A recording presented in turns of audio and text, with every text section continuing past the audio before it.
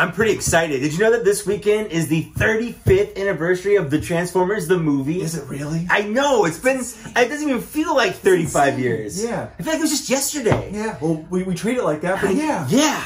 I mean, I feel like you got the touch. Dun, dun, dun. You gotta stop this. We can't afford you to sing this song. The copyright thing's gonna be all over us. We already I'm gonna get strikes on YouTube. You're right. I still owe money from that. Yeah, the Predator went straight in the strike. All right. So what if let's see. You have the feel. You have the feel. Yeah. You have the voltage. Okay.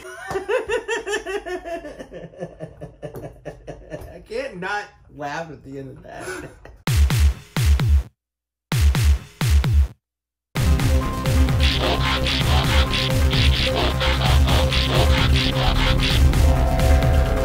We love bots, we do shots, we play with toys, excite the boys. Bots and shots, bots and shots, bots and shots, bots and shots, bots and shots, bots and shots, bots and shots, bots and shots.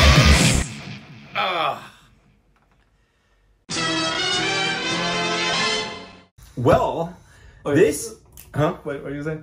Wait, I was going to start. Okay, start. I'm just going to start. Do you want to start? I'm trying to look. Do you want to start? I'm trying to look more awake. You trying to look... Yeah. I guess it is 11 o'clock at night. Yeah. This is... Did you know that this is our first official real... I put the drink back. Okay. Yeah. Did you know that this is our first official, like, real Bots and Shots episode of the year? 8 months in. 8 months in. 8 months in. And we're doing an actual episode. Yeah. A traditional episode. No training has gone into this. Nope. It's going to be a sloppy toppy. Sloppy mess. Yeah. Yeah. I don't even know why we didn't. I think we had plans to, but then we did. Yeah, a lot of stuff happened. So we did just do Unicron Part 2. If you like that, and if you like seeing the backside of Zach for a while, it's a good watch. It's a really good watch. But this month, we're doing things just slightly different. In the sense that we're doing something we've pretty much always done, but with different figures. Yeah, pretty much.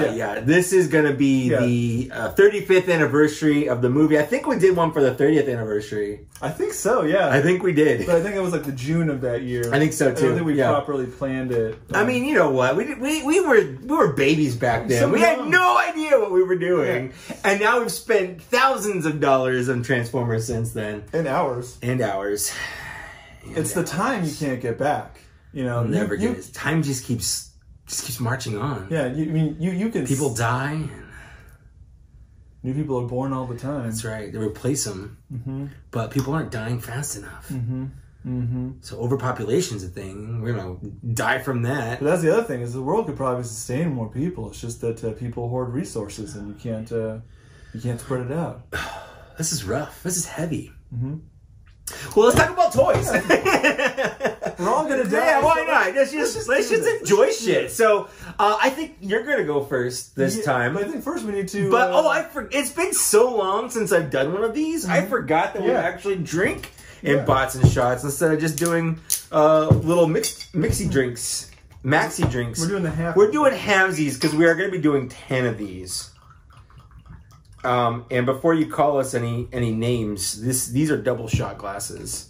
So we're still doing full shots. I hope we get called Namby-Pambies. Namby-Pambies! I've always liked that name for an insult. Is that, do you wish that your mom named you that? Hey, little Namby. Hey, little Namby. Where's your Pamby? Where's your Pamby, Namby-Pamby in my last name. Yeah. Yeah. And I don't know why I kept it. It's not like you've hidden it. Yeah. It's like I'm pretty sure that's your actual YouTube name. Well, no, I feel like, and also, like, if you find me on Facebook, that's like the name. It's just there. Yeah. Namby. Isn't it great Namby-Pamby. that Hugh Grant's, one of his middle names is Mungus, so he's Is it really? Mungo Grant. That's fantastic. Right? I've never actually liked Hugh Grant until right now. Yeah, Hugh Mungo. Until right now. But it's weird because it's like Hugh and then some other name, Mungo Grant. Like, why would you put the Mungo after the other one, but in the name at all? Well, it's kind of like how I was almost just in case, but like my parents chickened out the last second. It's a good call. Yeah. Like, it's funny, funny, but... Yeah. Let's do a shot, and then let's talk about a bot. Yeah.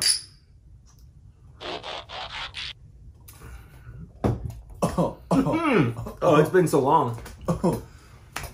That burns. I'm glad you told me the order because I totally forgot how this works. It's been so long.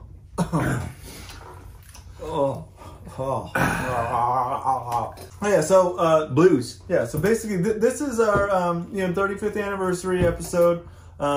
This Ever-Since Studio Series came out in Kingdom, there's in the whole world. So many good figures. So many good figures. So many. And they've been filling in, new, faithful, ultra weirdly realistic takes on movie figures. I mean, everyone knows this. Everyone's been buying them like crazy. Everyone who watches their show owns everything that we have. But we just thought we'd get drunk and sloppy and play with these toys. Why not? Let's play with toys and get sitting on them. We have been sitting on them. If they were eggs, they would have hatched already. That'd be a mama bird. I think mine did, and it died. Oh, it was stillborn. I mean, it was stillborn.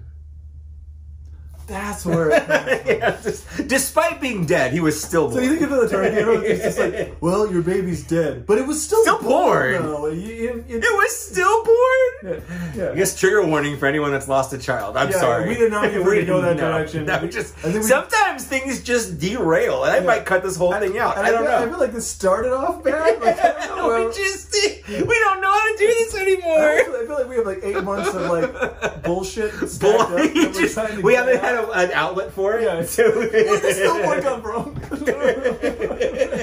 I've been wanting to ask someone for weeks. I'm too afraid to ask, so I'm just bringing it up on my online YouTube podcast thing. I mean, you could have just Googled it, but that's fine. Oh my god. People that don't Google things, they just ask questions, just fucking Google it. Just Google it. Anyways. Let's kick it off, whatever. I'm going to go first. Yes. Right, we determined. And we're going like evil versus good. Yep. I guess we're doing it this way. Evil versus good. So evil goes first. Yes.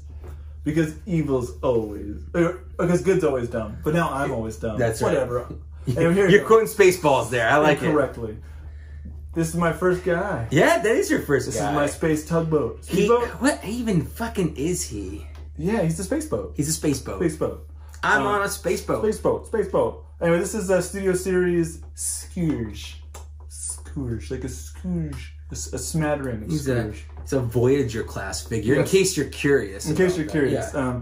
He's been out for a while. People are getting crazy about him. I found him like days before the new year rolled over. Him and Hot Rod you found right before for both of us. Yep. And we were really debating if they should be included in our top 10. And because it was right at the end. Yeah. We chose not to. This is a 2021 figure. We just happened to get it a couple days early. Yeah. Because every once in a while our stores work out for us. Yes. Every once in a while. But this is like the most faithful version of him. It's easily the best official Scourge. Do you say Scourge or Scourge?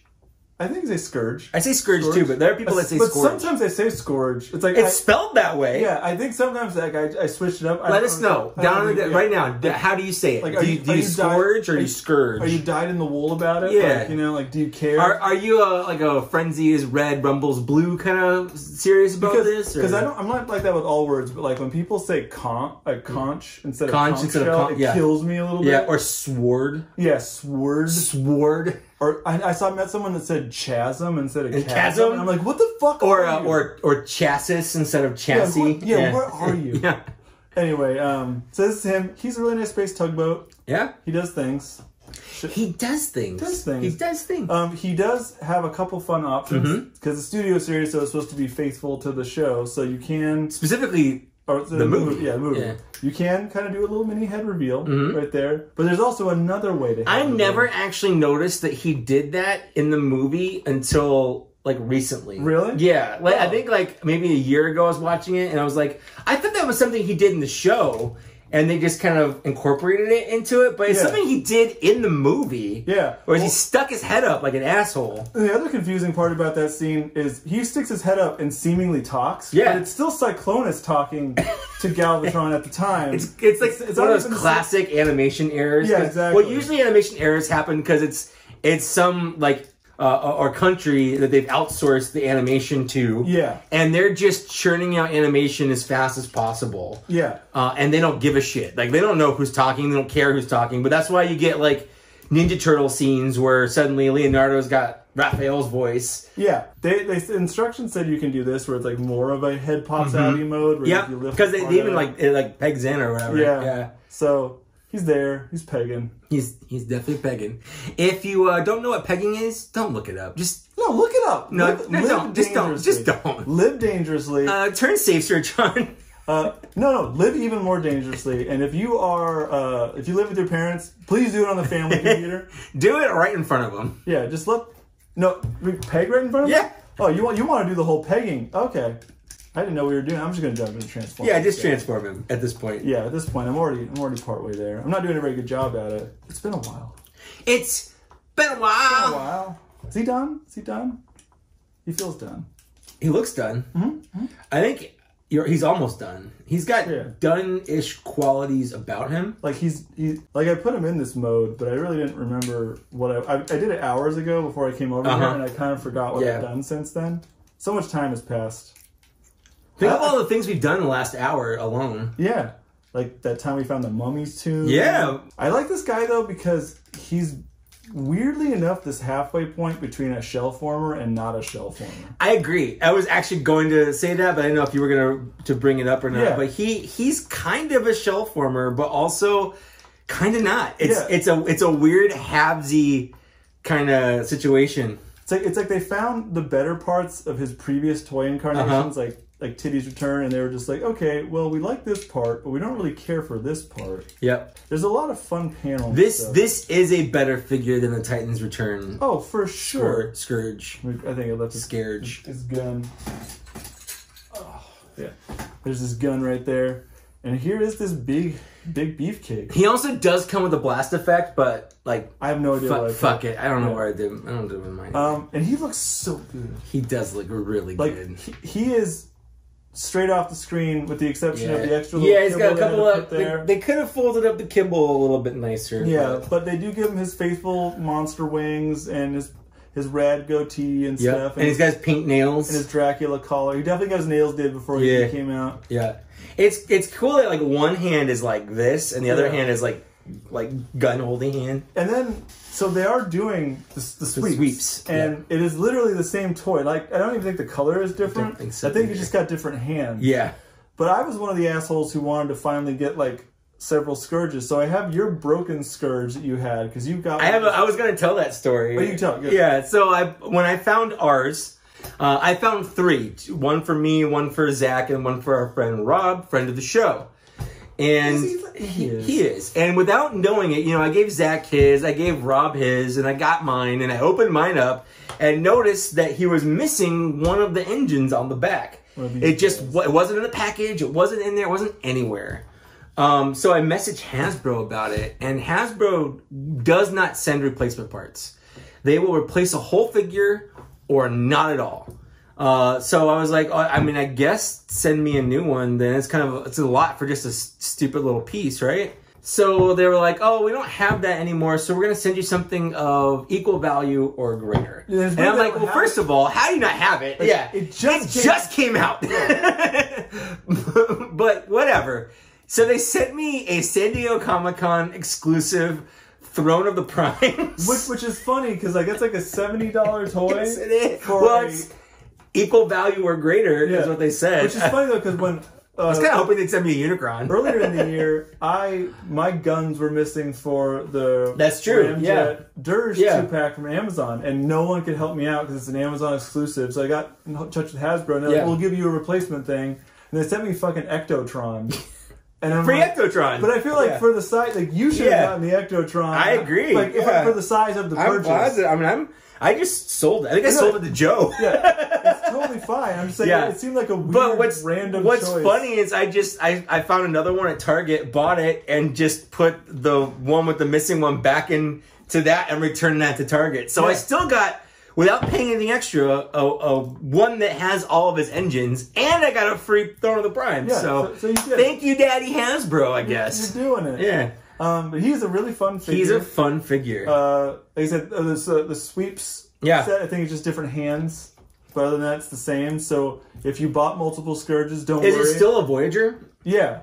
I guess it would be. It's the same figure. So if you feel bad, you're like, oh, well, I bought like 3 Scourges. You don't have to worry about it. Yeah. Like, I might buy a sweep just for the novelty, but I don't even know if I'll do that. I'm not going to. He is super posable. He's super fun. Like this probably would have been in my top 10 had we included it.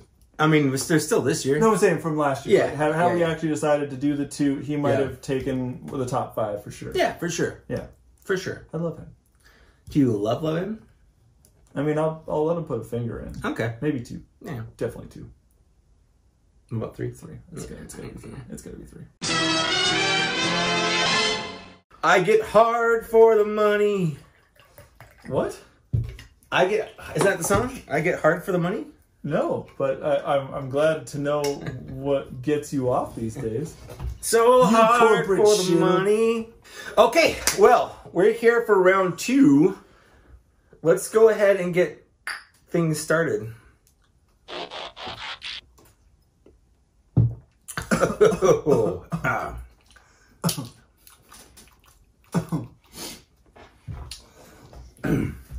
I'm doing a little apple this time.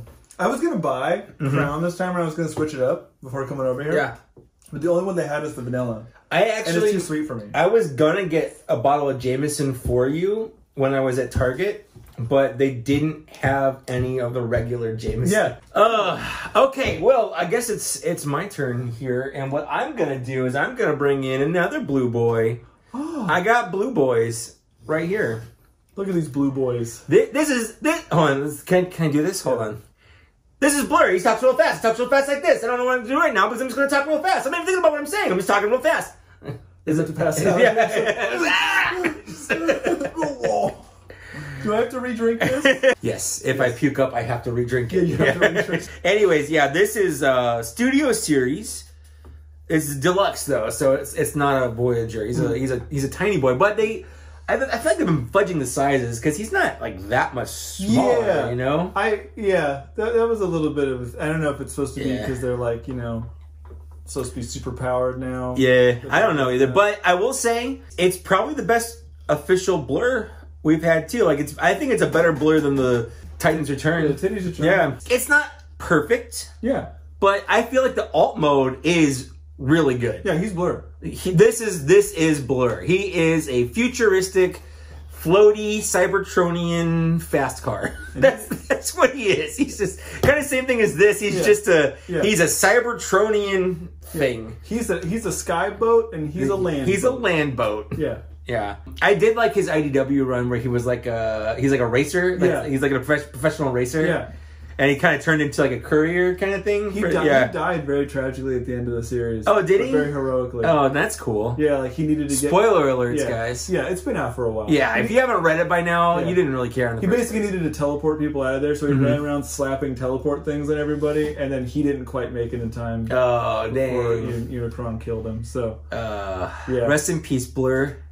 You were one of the good ones. You were one of the good ones. But he doesn't have any cool alternate modes like he does. I do like that he kind of sits on his feet. Yeah, it's fun. Like it gives it gives it the illusion that he's floating. Yeah, because he doesn't. Which is pretty cool. Yeah. Which is because you imagine a little space racer wouldn't necessarily have wheels. No, he doesn't. He shouldn't have wheels. I'm glad they didn't give him wheels.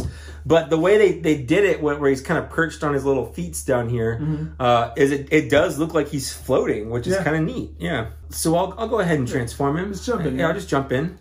I'll jump in. You just jump in. We're jumping. That's how that works, right? All right. Yeah. Is that how that works? I think that's how it goes. Is that how that works? Did I just break my toy?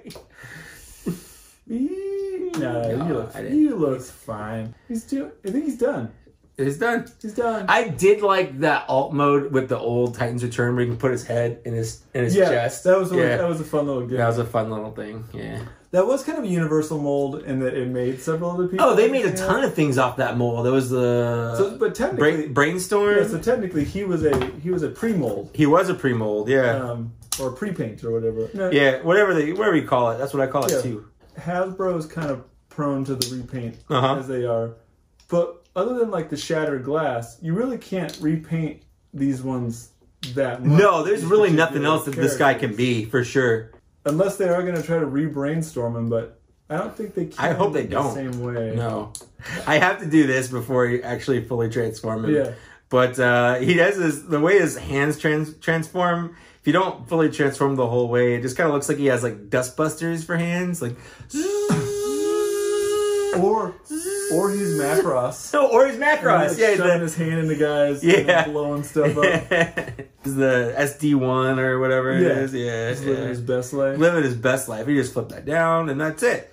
I'm not a big fan of that. His random highlight things. Yeah, I'm not a fan of the way that the front just kind of folds back. Yeah, I mean it's semi-faithful to the original like animation thing or whatever, but at the same time, like I figure they could have folded it up a little. They could have folded it up a little bit, yeah.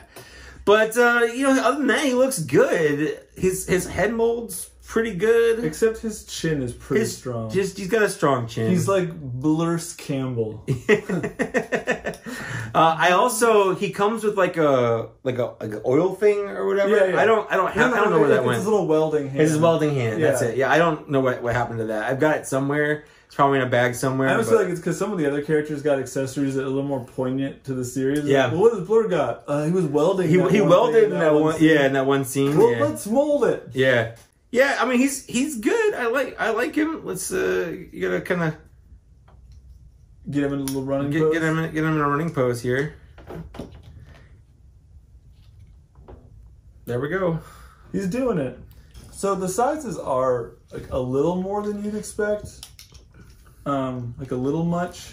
Yeah, like he's a little bigger, but not a lot. I mean, I personally like it because you figure like a monster reformatted by some crazy space god would make the bad guys a little more physically imposing. Yeah. So like it does make sense to me, but I guess technically they usually kind of uniform the size a bit more in the cartoon. Yeah. So it's always a little hit or miss, but well, he's got more plastic around him, I guess, than he does. Yeah. I mean, he's a little bit taller too, but whatever. Just a little bit. I mean, you don't really see them side by side. They both have like head things. Yeah. Yeah, there's a lot of like the design between a lot of the movie characters have a lot of similarities back and forth to each other, like the little head cones and beards and all the other stuff. They really like. I feel like did they have robots with facial hair before the movie? Alpha Trion. Alpha Trion did. You're right. He did. But he's supposed to be like an old sagey wizard, so logic dictates he needs a old big mustache to keep him alive. So. That makes sense. You can't be an old sagey wizard without some kind of facial hair. If you walked up to me and you would stretch the shape, you're like, "Oh, I'm a wizard now." I'm like, you're not a fucking wizard. You were a wizard before we had that beard, bro. It's like imagining God without a beard. Yeah. Like, get out of here with that. He's got. What if God shaved his face? What a baby face. Should we get you a little nose ring to clip it? Yeah. That's all I remember from the music video was her singing that song, and then she had a little nose ring. Yeah. At a time, and it's like, wow, she really went out there. Yeah. She was really daring. She really wants to know if God was one of us. And then she's got that nose ring to prove that she's serious. She's serious about it. Serious. She's serious about it. Just like I'm serious about this. Yeah. Too bad they're so blue. Dabba dee dabba die, dabba dee dabba die, dabba dee dabba die, dabba dee dabba die, dabba. Yep. Man, wasn't that a fun first 2 rounds? I know, and the trip to the strip club before we came back. That was crazy. That glitter is never coming out of your beard. Never. Or my butt. I put glitter in his butt. We're just pouring it on there. I just wanted it for effect. I wanted the carpet to match the drapes. He called it Sparkle Starfish.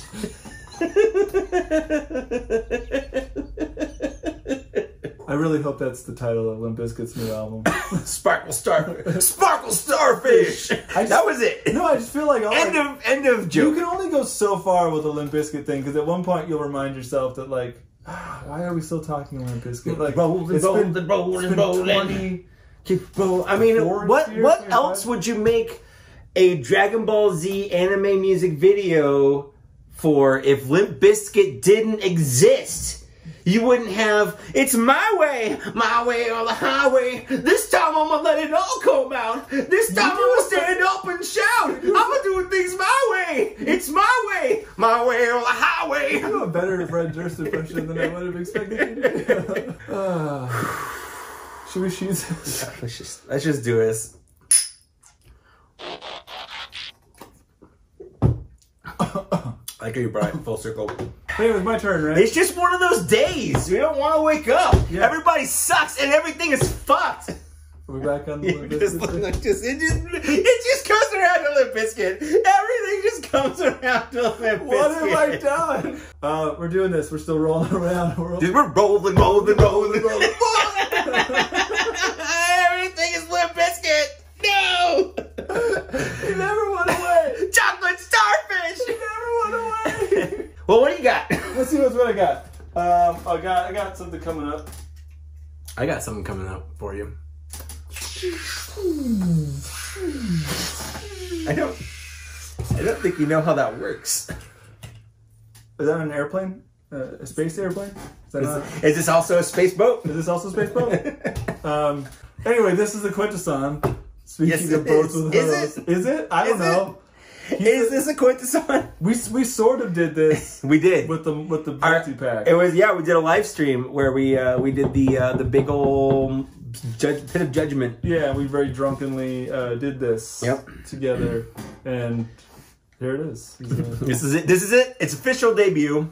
We were hoping on BOTSNSHOTS. We were hoping to have a SharkCon for this, but our area did not get them in time. So. I've got it on order, you know, but I got it on order too. So we had to fill in. Yeah, we weren't gonna put this back, and we already kind of did both the other Alcons before. So like, I just figured we never did this. We did the other one. Yeah, I never saw this in stores.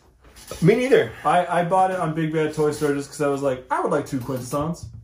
I would like one that's colored correctly, just because I'm ordering stuff here already. So why not? I never saw him or the Megatron. I never saw the Megatron either. Yep. Yeah, and I only saw the deluxe wave around that one. So this is Earthrise. Earthrise. It's weird because it never really fits into the Earthrise show.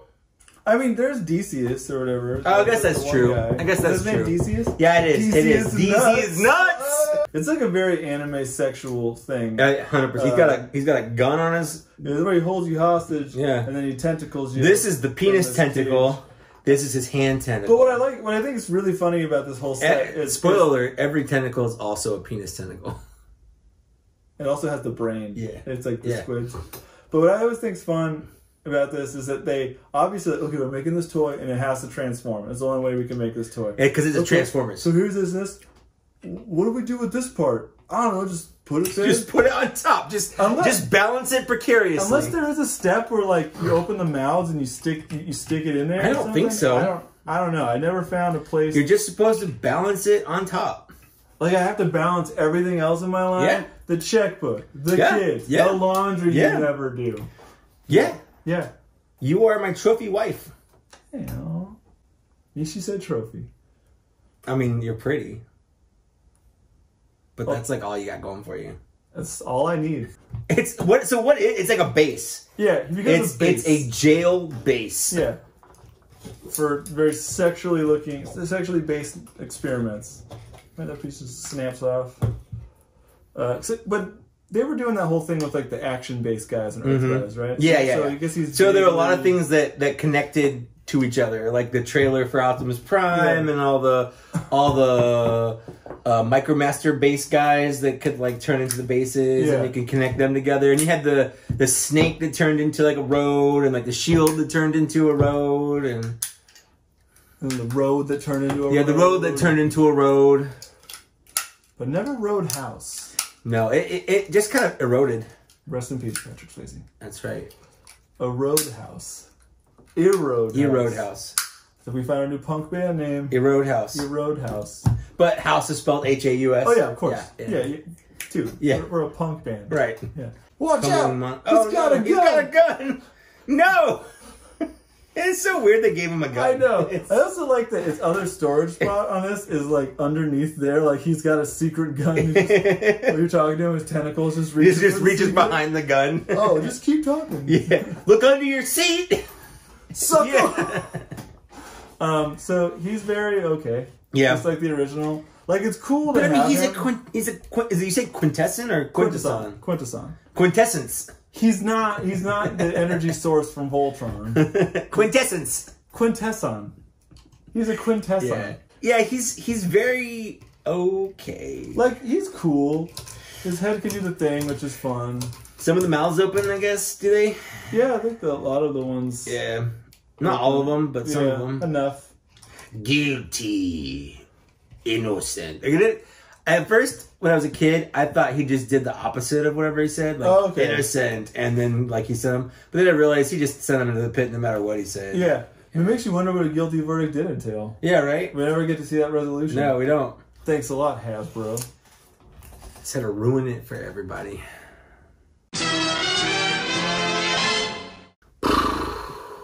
Okay, well, welcome back to round 4. Yeah. Already feeling pretty saucy. Me too. For a round. It's because we haven't done it in a while. I feel like it's catching up. Yeah. I mean, like, you know. I'm feeling pretty good. A little rusty. Yeah. Hips a little tight. Yeah. Stretch it out next time. Stretch out first. Yeah. Yeah. Something you don't really think about. No. Well, you don't think, I'm not really doing much, but there's a lot involved here. We have full musical numbers. We got dancing. Yeah. Hardcore pegging. That's just a lot going on. And the tights are pretty rough. They do. They get all the way up in there. And it's like, it's weird to wear tights over my Spanx, but I have to wear the Spanx. Well, that's for shaping. I have to keep looking good. Yeah, it's for shaping. I have to give the illusion that time has not changed. No.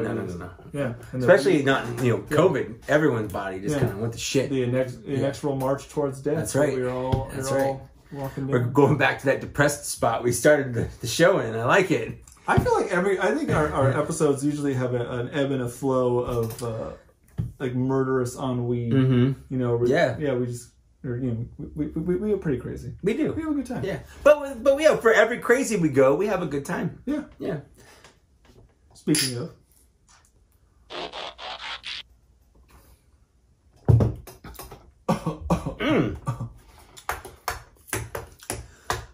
that's a good one. Whew. So I popped off with this little Quintesson delicatessen. Mm-hmm. What do you got? What do you got popping up? I've got the I got the old man. I got the racist old curmudgeon. All right. Is he racist? The voice actor was. No, he was. Was he? I know he was a socialist. I'm pretty sure he was a racist, but maybe not. Maybe I got my facts wrong on that. Who knows? Either way, spell I cup. So you steal my joke? Yeah, that's my joke now, bitch. IKUP. You got it. This is Studio Series Cup. He is another deluxe class. He's a space truck. He is a space truck, which is weird because he was on Earth.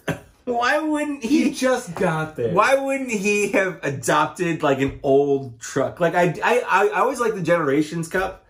Because he was basically like an old pickup truck. Yeah. Well, maybe they had just gotten to Earth. They really hadn't had time to settle in, and they were still kind of like homesick. Yeah, I get it. Yeah, it could be. And also, like, at that point, they're building an Autobot city. They don't need to hide anymore. That's true. The world knows who they That's are. true. Yeah. That's true. You got a point there. The whole robots in disguise thing wasn't really... Yeah, the conceit was never really that good. Yeah. And then, like, still, it's like, what is he going to do? Be another Porsche? Right?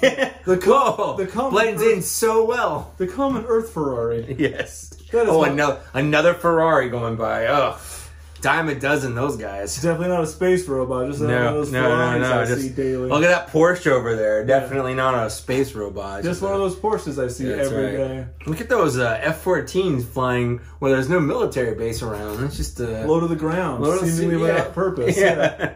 So close, I can tell there's nobody actually in that. Just another day in paradise. Yeah. Why is that one black? With purple trim. Yeah. What military are you part of? Are we just letting everyone decorate everything now? Why is that one a party clown? All right, it's G2 Thundercracker. It's G2 Thundercracker. You got it. You got it. So this is Cup. He debuted in the Transformers movie at the beginning as the cantankerous old curmudgeon with a bunch of war stories. They do this thing where they want you to think that he's been there the whole time, basically. Yeah. Where it's like, oh yeah, you know old Cup. Everyone knows Cup. Fucking Cup. He was just on the other side of Cybertron the whole time everything was happening. Yeah. You know Cup. Yeah, he's been around. You know Cup. I do say like this is a nice little. This is the nicest Cup, just like the Titans Return Cup. Was good. Yeah. But and then the Japanese repaint of that one was better. And then this one is actually what you want it to be the whole 100%. Yeah. The one thing I say about the Titans Return one is he was a fun toy to transform. I agree. Yeah, he was just a fun toy. That's actually one of the few figures I've actually reviewed on my channel, like done a full-on review. I wouldn't mind if they actually repainted this into an Orion Pax. I would not mind that. And just like do a select, do the head. Yeah, exactly. Yeah, you could do that. Because when they did that with the other cup, the Titans Return cup, and the first cup. Yeah, the original cup. The original cup. What they all the cups. Yeah. And if you live long, if you're a cup and you live long enough, you become an Orion. You either die in the movie or you live long enough to become Orion Pax. But yeah, I'll transform him. But he actually has a pretty involved transformation. Show his underside. His underside here. I'll zoom in on it. But wait, let's bring this sexual tentacle thing back. I feel like these two are now connected in a way that I did not foresee prior to the arrangement. Yeah, well, it's like. Oh yeah, here we go. Two quints, one cup.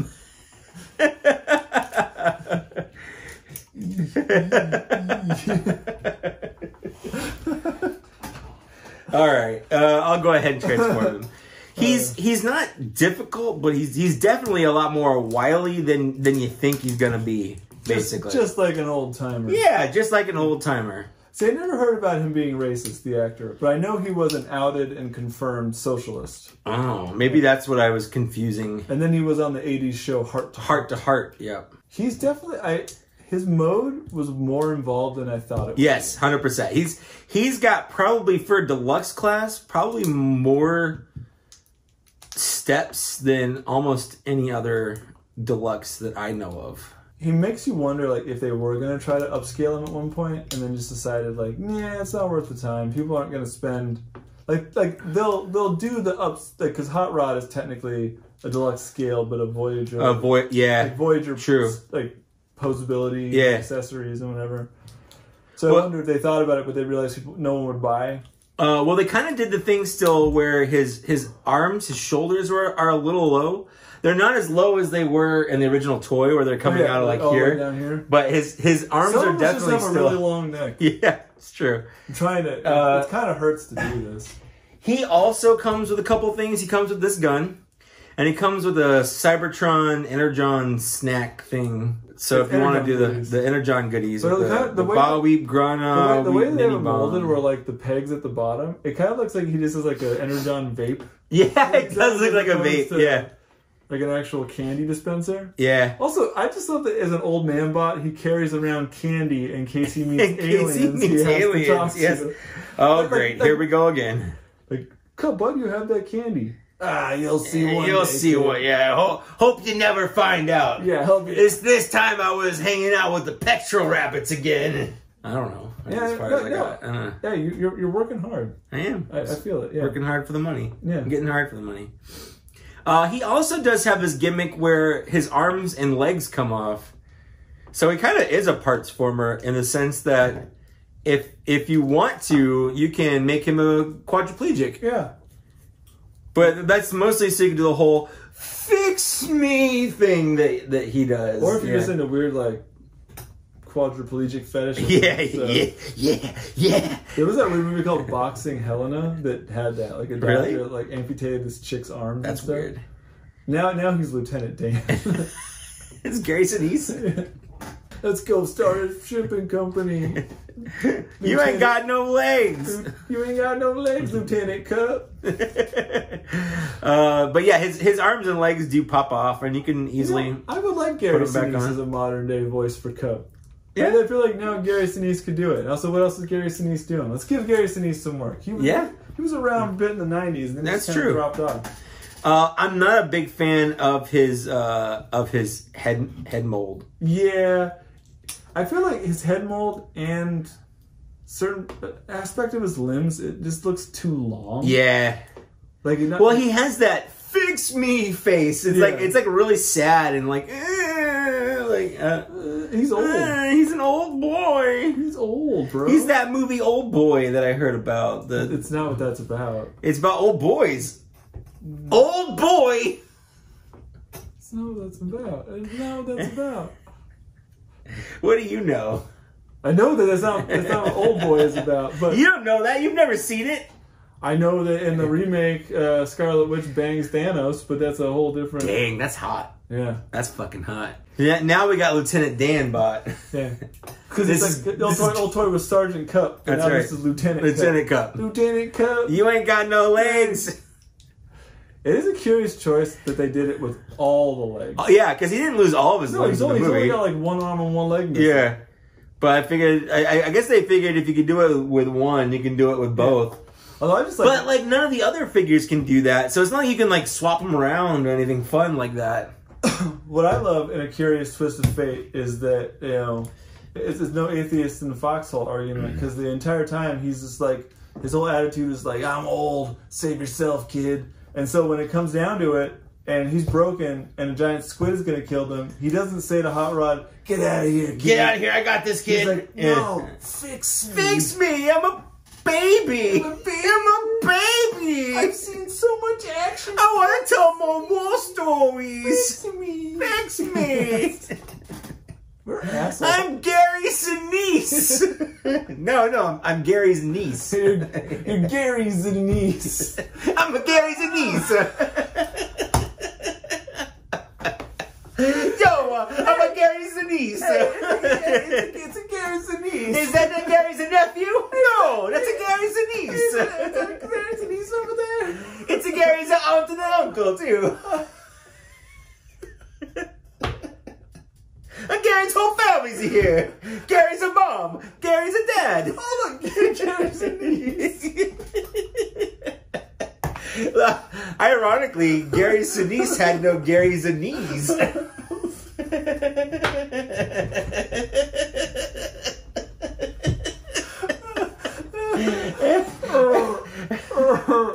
Is there any more Gary Sinise jokes that we can squeeze out of this? I think we're talking a big game about Gary's niece, but let's put Lieutenant Cup all over.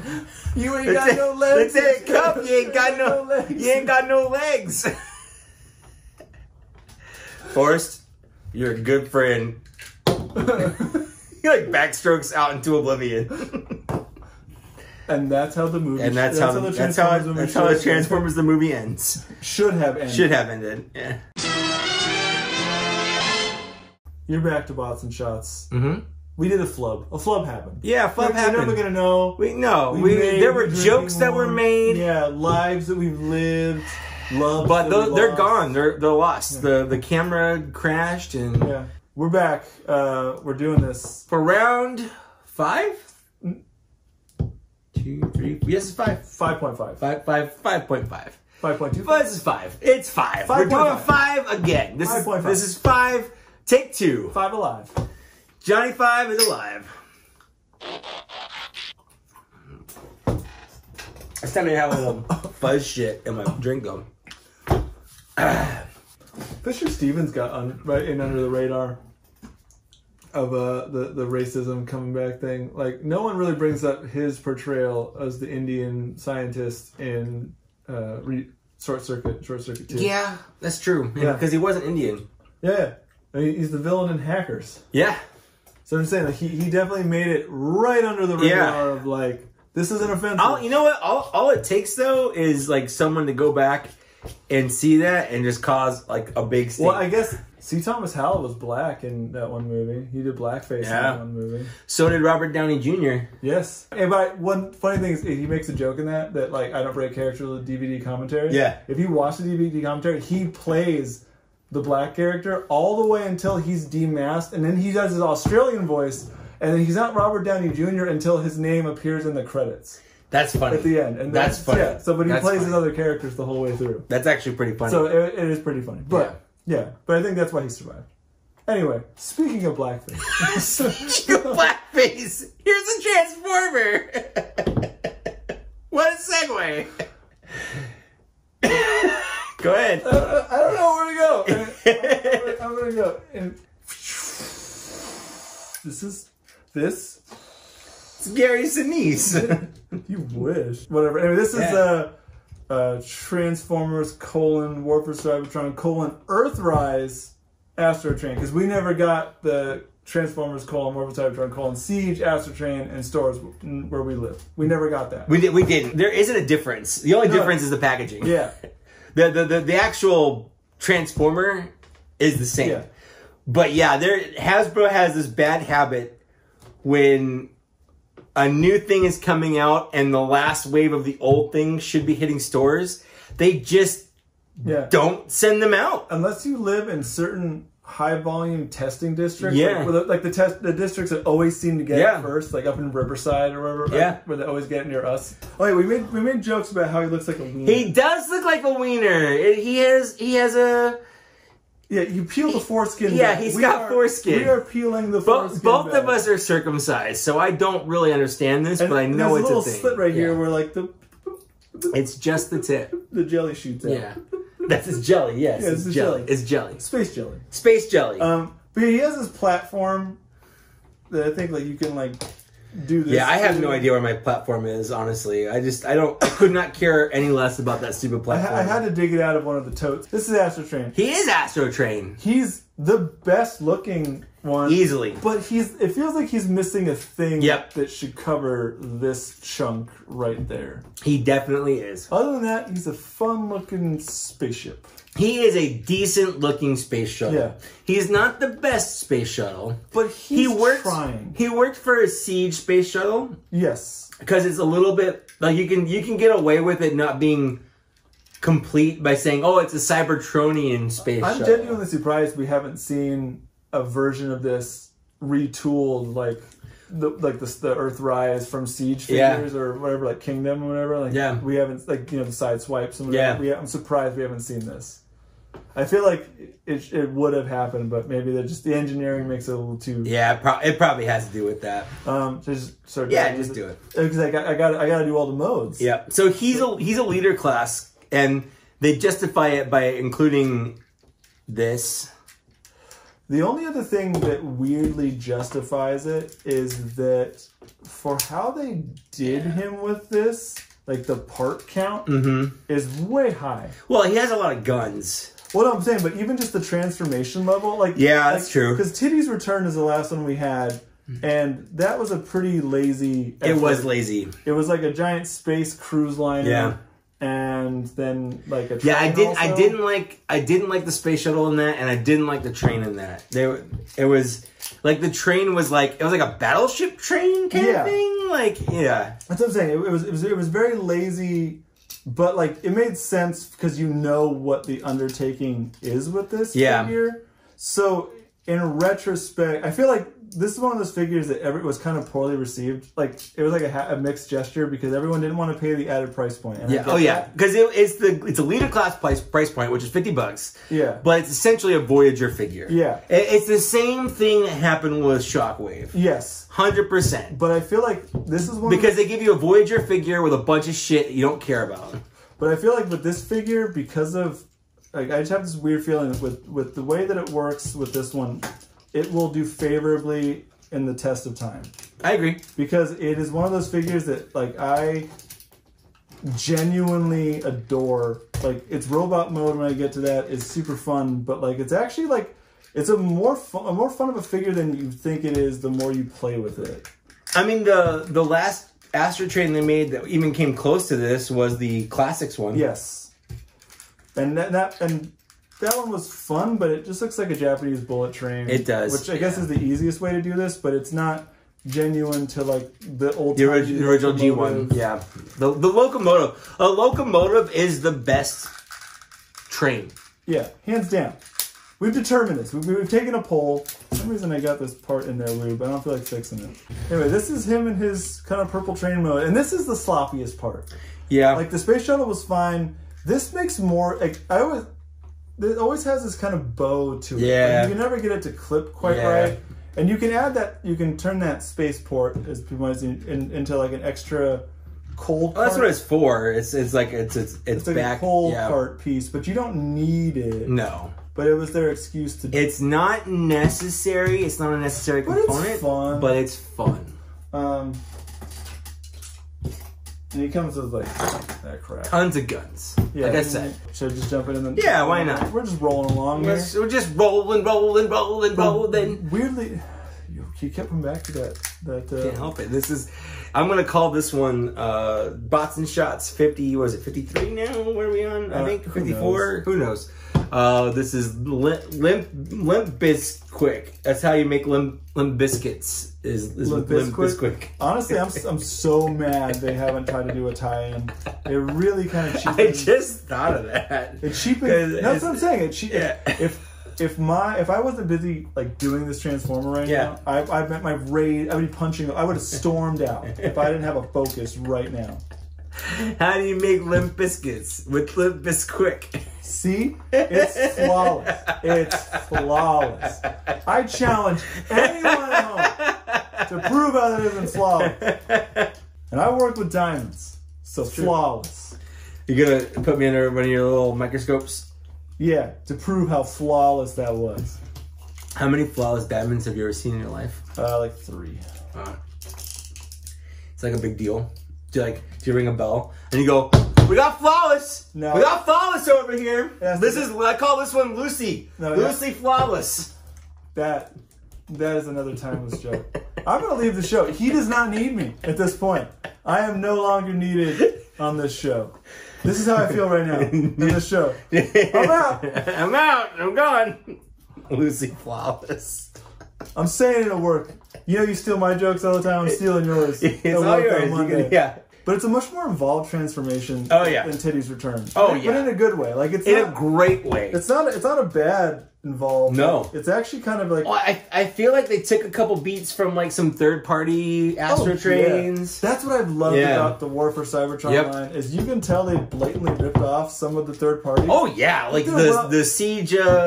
fucking Jetfire is basically just a toned down version of the Fans Toys Phoenix that we got. Yeah. And it's so nice to just like the Cyclonus is a toned down version of Quietus. Yeah. From Fans Toys also. So might as well. I mean, they can't sue you. What are they gonna do? Sue you? What are they gonna sue you? How dare you steal our engineering? We worked hard on stealing this character from you. That's why I think they tolerate them just to see if they can get away with it. I agree. I think it's like a symbiotic relationship. I don't think Hasbro likes that they're there, and officially they can't because it's a threat to their trademarks and stuff. Yeah. But there's basically someone working for free figuring out engineering for them and also test marketing, because if they can release a figure, see that it's popular, and then they'll make something kind of similar for like the normal person. Exactly. He's done. This figure is weirdly surprisingly solid. Agreed. Like he's a chunky boy. But he's one of those figures that like the more you look at him, he's a really nice figure. The only thing that I wish that they could do is I wish they'd figured out a way to have the split tail. Oh, and the chest. And the chest. Because that is a toy thing, whereas this is an animation thing. Yeah.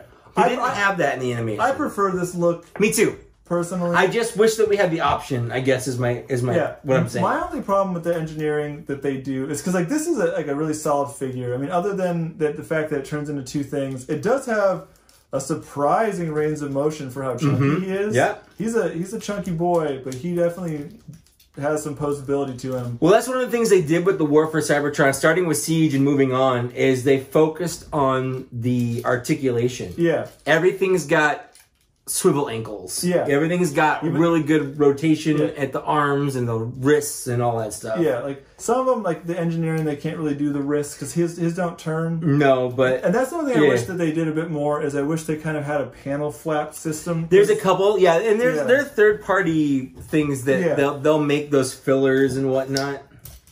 But, and he comes with the whole plethora of weapons shit, because apparently Astrotrain is packing. He's packing. But this toy, I did not expect to like as much as I did. I think he was in my top 10. Yeah. He was surprised. I've always had like those characters you weirdly like, even though you have no reason to like them. He's one of mine, and I have no idea why. I've always liked Astrotrain. I always thought he was kind of cool looking.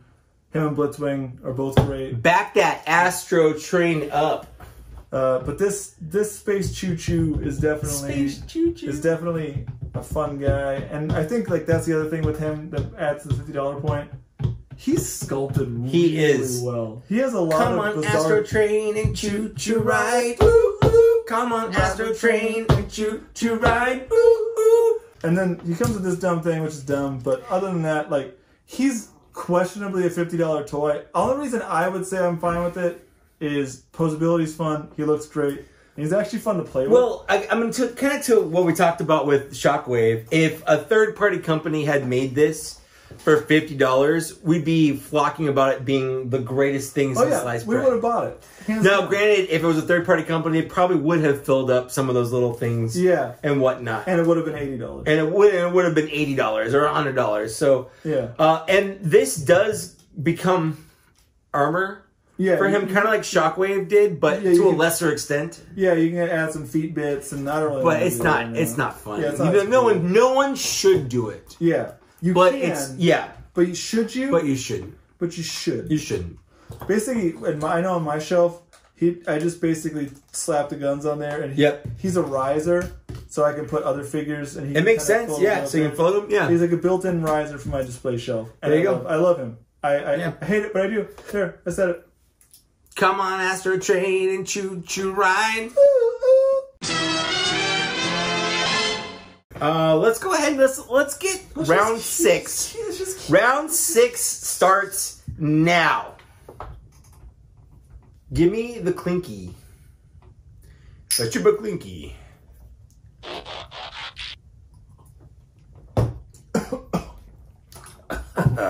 Daddy. I'm so mad that you did that. But it was so clever. Right before I do Chuba Clinky. Chuba Clinky. I'm so mad. Like, I hope in the video you can see my face shift. I'm like this. Because I didn't want to break it. We were in the middle of a thing. God damn it. A Chuba Clinky. Anyway, what do you got? Well, since you did Triple Changer, I too am gonna do a triple changer. You triple changing? I'm a car and a helicopter. Yeah, I don't know why this makes any sense, but they made it anyway. Well, because in space there's many air currents, and that requires a helicopter-based. Although, why wouldn't two cultures on different worlds think of the same technology? Or maybe he was a car guy and he always wanted to fly, but he saw Earth stuff and like, oh, they got helicopters here? I got these swords. I can do this. It could be. Yeah, I always thought that this was a weird... This is a weird one because it's not just that it's a car and a helicopter, but it's a Cybertronian car and a helicopter, which basically just means we'll get it vaguely helicopter-shaped, and then we'll get it vaguely car-shaped, and it's going to be good enough. I'm always on the other side of this, personally. Like, I personally love when Transformers got away from the robots in disguise as vehicles and just started bonkers, weird, cool space monster vehicles. Like, I loved that more personally, but I do understand that this is weird as shit. It is. So this is Springer. He is a helicopter and a car. And a robot, and he doesn't have. It's not a good day to. Got better things to do than die. That's it. Better things to do tonight than die. That's. And then I feel like when he says that, it then focuses on RC. Yes, it's just like she's the better thing. Well, I always thought because they kind of put that whole. Like, are Springer and RC a thing, or RC and Hot Rod a thing? I feel like since it was kind of like a vague ripoff of Star Wars, it should have implied that RC and Hot Rod were brother and sister and didn't know it at some point. Well, RC and then Springer hooked up because he's obviously the Han Solo. Yeah. Well, who did she say? Well, you better stay close to me. Was that Hot Rod? Was it Hot Rod? Yeah. That was Hot Rod. That was right? more motherly. Like, a little bit. Yeah. But in the show, a little bit more towards the Spring Man over there. Yeah. Yeah. Plus, how do you think he got that name, Springer? He's talking about his pee-pee. His boner. That's what I'm talking about, boners. So let's just. I'll turn him into a car if I remember how. I watched a video to turn him in. Well, because that's the other thing is that he is middle of the line Siege. Yes, he was a very, and I feel like also he was a very surprising release for Siege because Siege at that point is your mainstays. Your Optimuses, your side swipes, and then like random like cogs and stuff like that. Sure. And then out of nowhere they're like, oh yeah, and here is fucking Voyager Springer, and you're like, What? Okay. Why? But okay. Yeah, I'm not going to argue with it. Yeah, but like, it's a bummer he never appeared in the show. He never appeared in the show, yeah. Because, like, but the show also, I mean, the show as a whole, they're fucking piece of cake. Yep. But the fact that they did, like, Spinister was, like, there for whatever reason, and you're like, okay. And Spinister's also kind of out of place for... But at least Spinister was in the show. Yeah, what I'm saying, but he's out of place for, like, this genre, because he's not, like, a first wave kind of guy. Right. Yeah. You knocking panels off? I am. I'm knocking panels off. I got nothing better to do with my life. You got better things to do tonight than die. Yeah, I know. When I dye my hair. No, that's not true, though, because you are just going to die. I mean, after we're done drinking here, what are we going to do? Pass out on the couch watching Transformers in a cuddling posture? Yeah, basically. Until I wake up and sneak off in the morning because... Yeah, and I'll be sad when I wake up alone. Yeah, I'm going to walk of shame it. But really, I'm walk of shaming because I'm driving to the nearest Targets to see if they got hot Rodimuses and stuff. Yeah. I know how it, how it is. We all know how it is. Yeah, we all know how it is. All the chicks that you bring home and they leave you because they're off looking for toys. We all know. We've all been there. I've been there at least 1,000 times. How do you think he met Lily? It's not how he met Lily, but that is what we're going to go with for this story because it makes more sense when I say it. It does. All right, there we go. He's a car now. He's a car now. He I think I'm a car now. It doesn't seem to be any copters around. I like the Batmobile aesthetics in the back. Yeah. Well, he's got these cute little fins. Old chum. Holy bat fins, Batman. But yeah, it's a car. It certainly is. In the sense that it has 4 wheels and... it goes vroom. It goes vroom vroom, baby. I don't know about the baby part. It goes vroom vroom, baby. Okay. Only if you say it like Fred Durst. Yes. It goes vroom vroom, baby. It goes vroom vroom, baby. There it is. Yeah. Isn't it weird that Limp Bizkit covered a Who song? It really in is. retrospect. Yeah, it really is. I remember back when they were popular, Mad TV was vaguely popular, and Will Sasso. Yeah. He did a Limp Bizkit Fred Durst impression. He would do them all the time. And then he went to some red carpet thing. While you're doing that, I'm going to transform him. Yeah. He went to some red carpet thing, and the real Fred Durst was there and questioned him about it. He was just like, well, you know, keep rolling and rolling. I'm just going to keep rolling. Yeah, and then Fred Durst was like so mad about it. But he couldn't be too mad about it. How mad can you be about it, Fred Durst? You're the one that makes the shitty music, Fred Durst. Well, the shitty vocals. Well, I mean... All I had to do was keep rolling. What? Keep rolling. Come on, is that the next like thing called? What do I look like? A Fred Durster? You can do his voice pretty well. I'm Fred Dursty. Give me some water. Fred Dursty Thursdays. Here's Springer. He's done. This is Jerry Springer. Who? Is that a thing? That's our City Hall. Yeah. Jerry, Springer. Is that? No, they say Jerry over there. I don't fucking know. Austin Powers 2. He was like the host at the beginning. Yeah, come on. You were alive. I was. Anyways, he is, as far as Springer goes, definitely Springer.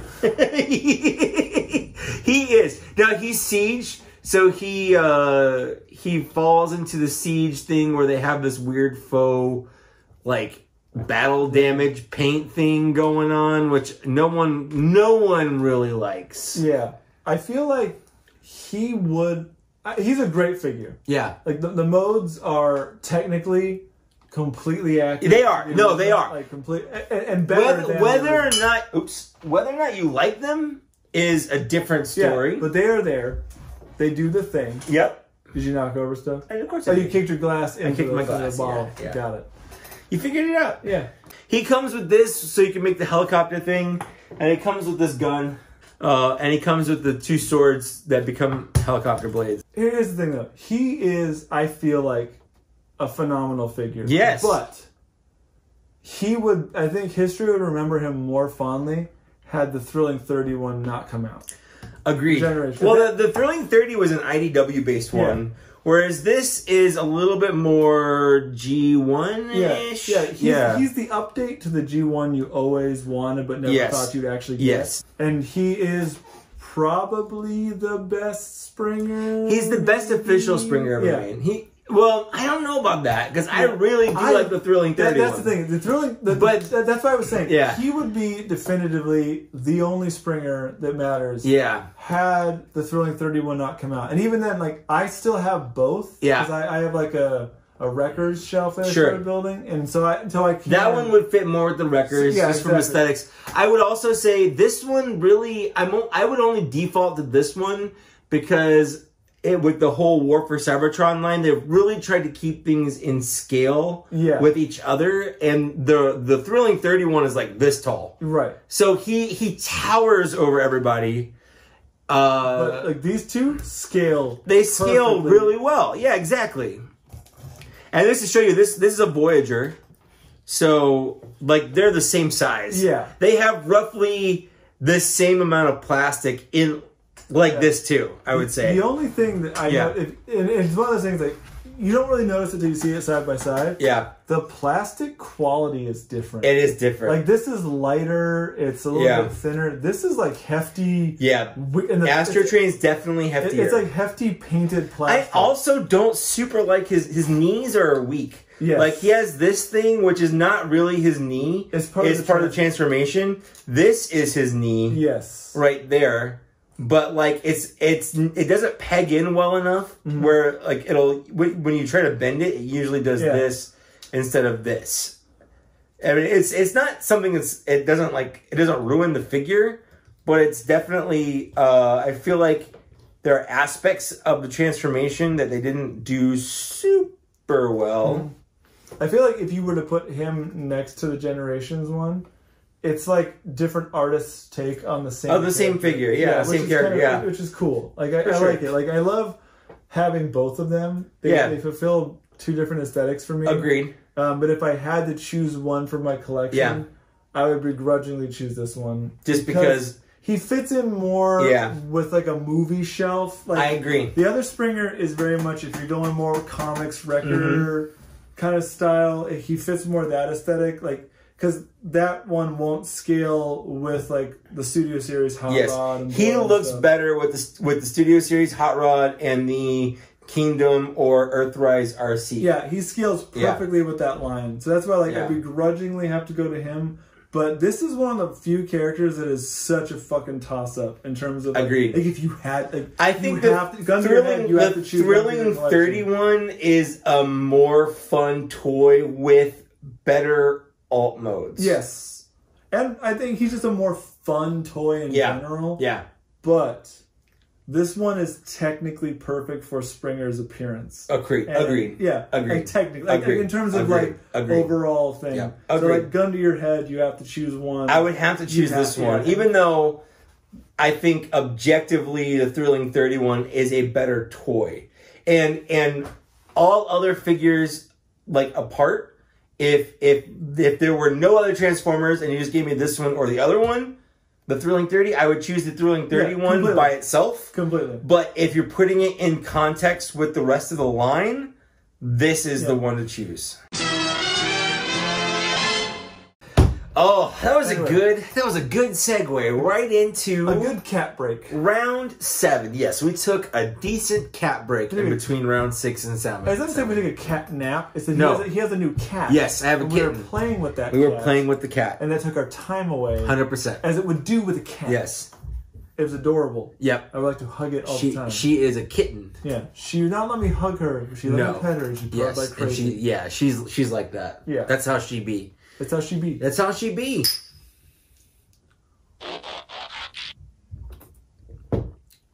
You can hear her in the other room.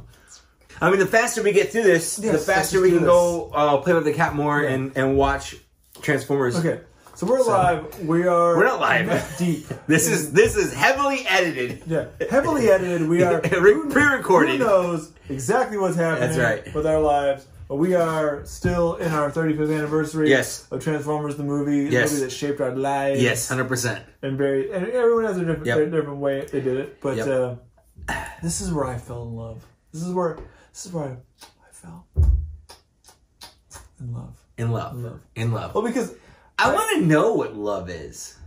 And I want you to show me. I want you to bone me. Oh. Yeah. I want you to bone me. Yes and no. Yes and no. This is where I fell in love. This is one of my loves. This right here? It's one of my loves. Just post them out. Bust a move. This is Kingdom, right? Kingdom. Cyclonus. Transformers, War for Cybertron, Kingdom, Cyclonus. This is probably, in my opinion, the best Kingdom Transformer. Yes, this is a top shelf figure. This is a figure that will easily. I don't know how Hasbro can make a better mass market Cyclonus. Yeah, I mean, like, this is this is probably my favorite jet form of all. Yeah. And even underneath you see a little bit of semblance of a guy, but it's hidden. Yeah. It's hidden so well. I mean, like, if you know the shapes, you get it. But, sure. Yeah. But this is such a well done jet. Like, it is, like, almost like it's weird how well done it is. It's not weird. It's perfectly natural and amazing. Yeah. Cyclonus is my second favorite Transformer behind Galvatron. Yeah, Galvatron man. So I didn't expect to get this good of a toy. When they announced it, I didn't expect to get this fucking rad of a shape. Sure. A figure. Let's transform this guy. Yeah. Yeah. Dude, I'm suddenly way drunk. I knew it was that break, dude. Yeah. Sitting there watching my cat play with the mouse. I was like, I'm feeling it. I was like, we need to do this. It was kicking in. Yeah. But yeah, it's definitely hitting me. I was like, we need to do this now before I can't do it anymore. Yeah. Thank you for jumping onto that. Yeah. I love it because even in the cockpit, like, there's nothing in there, but you can. It's almost like the same red where you can see like the Galvatron. Oh yeah, which is like the most classic-y weird villainy move. Yep, that's it. Yeah. That's done. Yeah, I'm done. I love the way this folds up. It's so, like, I felt like this is one of those figures I wanted to read the instructions on because I wanted not to break it. This is the only problem with the figure. I do not like the knees. Yeah, the knees are the worst part. It's really ingenious in the transformation how it just kind of wiggles out. Yes, but I really wish they would have chosen a different way to do it. Yeah, I do too. But it's not. It doesn't kill the figure. It's not a deal breaker because it's not a deal breaker. Really impede. What you got to do with it. It just. I wish they would have locked it in or done like a more traditional. Yeah. But this right here feels like kind of a weird, sort of like a half-step take on the X-Transbot Cyclonus. A little bit, He kind of doesn't walk in the right way. So, he's done. Yeah, he's done. Yeah, he's done. Except for his gun. Close enough. Except for his gun. I will say, I wish he came with a little bit more than just the gun. I wish he came with his other gun. I prefer his other shaped gun the nightstick. No, he has this other like rifle gun instead of this like weird pistol thing, which I like better for design wise. But other than this knee issue, the hollow knees that don't lock in or anything, But he's pretty sturdy. They're not loose knee joints. They're not. But this is a fucking beast of a figure. Yes. Like, he is a beefcake. Like, he's tall, he's imposing. He's kind of what you always wanted a Cyclonus to be. Other than the knee joint, this figure is nearly perfect. Yeah, I mean, he's even got a waist joint, which is crazy. Yeah. Yeah, you didn't. Yeah, because everyone's kind of thinking it wasn't going to happen, but it's more of a crotch joint, but still, like he's got it, you know. Yeah, but it's still there, and then and it has all the aesthetics of the original figure. The cockpit is kind of stored back there. Yep. The only like hang on and kibble is this little extra bit right here, but you don't even notice it. You don't notice it from the front. Right back there. By the way, he's just iconic Cyclonus. The only other problem with him is the random little. The ports, the War for Cybertron ports for the explosions or whatever. Yeah, the fandom out there is always doing the whole that they're going to recolor him and do him for Studio Series. I don't think so, but you never know. Yeah, but he is a must-have. I like the lighter kind of lilac purple. Well, that's how he kind of looked in the series. Yeah. He was always a little bit lighter of a color. Yeah, I kind of like when they break up. Him, Galvatron, and Scourge line up together. Yeah. Oh, I'll bring up his Scourge. henchman, Yeah. the Bebop to his Rocksteady. Now who's who? Who's Bebop? Who's Rocksteady? I feel like he's Bebop and he's Rocksteady. Yeah, as I said, the Bebop to his Rocksteady. Yeah, he's a little more forward. Yeah. All I know is that I was reading like the Transformers wiki about stuff a while back, and when they were kind of designing them, the guy who did it kind of designed him on like a Japanese Oni. It was like the devil horn. Yeah, yeah. And he had this phrase where he called him like a small-time demon. That's like the coolest band name ever. Small-time demon? Especially because STD is its acronym. Oh my god! That actually does work really well. Yeah. So if anyone wants to join me in the band, Small-time demon, let's start it up. Let's do it. We'll get it rolling. Yeah. But yeah, STD. But they look great together because they scale. This is actually about the same scale for the X-Transbots toys too, which is kind of weird. He's one of the best figures of the entire trilogy. 9 out of 10 only because of this. I was just surprised that he's not a Studio Series. Yes. He would fit in perfectly as a Studio Series 86. And especially... he doesn't super fit in with Kingdom. Especially because, spoiler alert, well, by the time it's out, no one cares. Yeah. But he's not in Kingdom. He's not in Kingdom. Despite the fact that Galvatron is very featured in Kingdom. Yes, he is. And this guy is not at all featured, even slightly.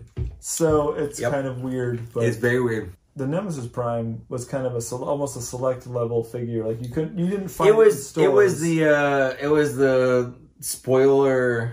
That wasn't even a spoiler for the series they came out in. No, that was a spoiler for Earthrise. Yeah, that was a spoiler for Earthrise. You're right. It's because the spoiler for Kingdom is Megatron with the Matrix, and he has the purple dinosaur. But you never see the bone dinosaur things at all in the series, so there's no point to any of it. Yeah, why are there bone dinosaurs? Like, it's cool as a toy line gimmick, but if you're gonna put it in a spoiler pack, you're just like there weren't in Earthrise. They didn't have any of the Earthrise build up guys either. They only had the cog and stuff. Yeah, they only had weaponizers. Yeah, it would have been cool if there was like just randomly like a group of people that were bases or something. Those guys didn't show up in the. I think the Earthrise is the worst one in terms of representing the toy line.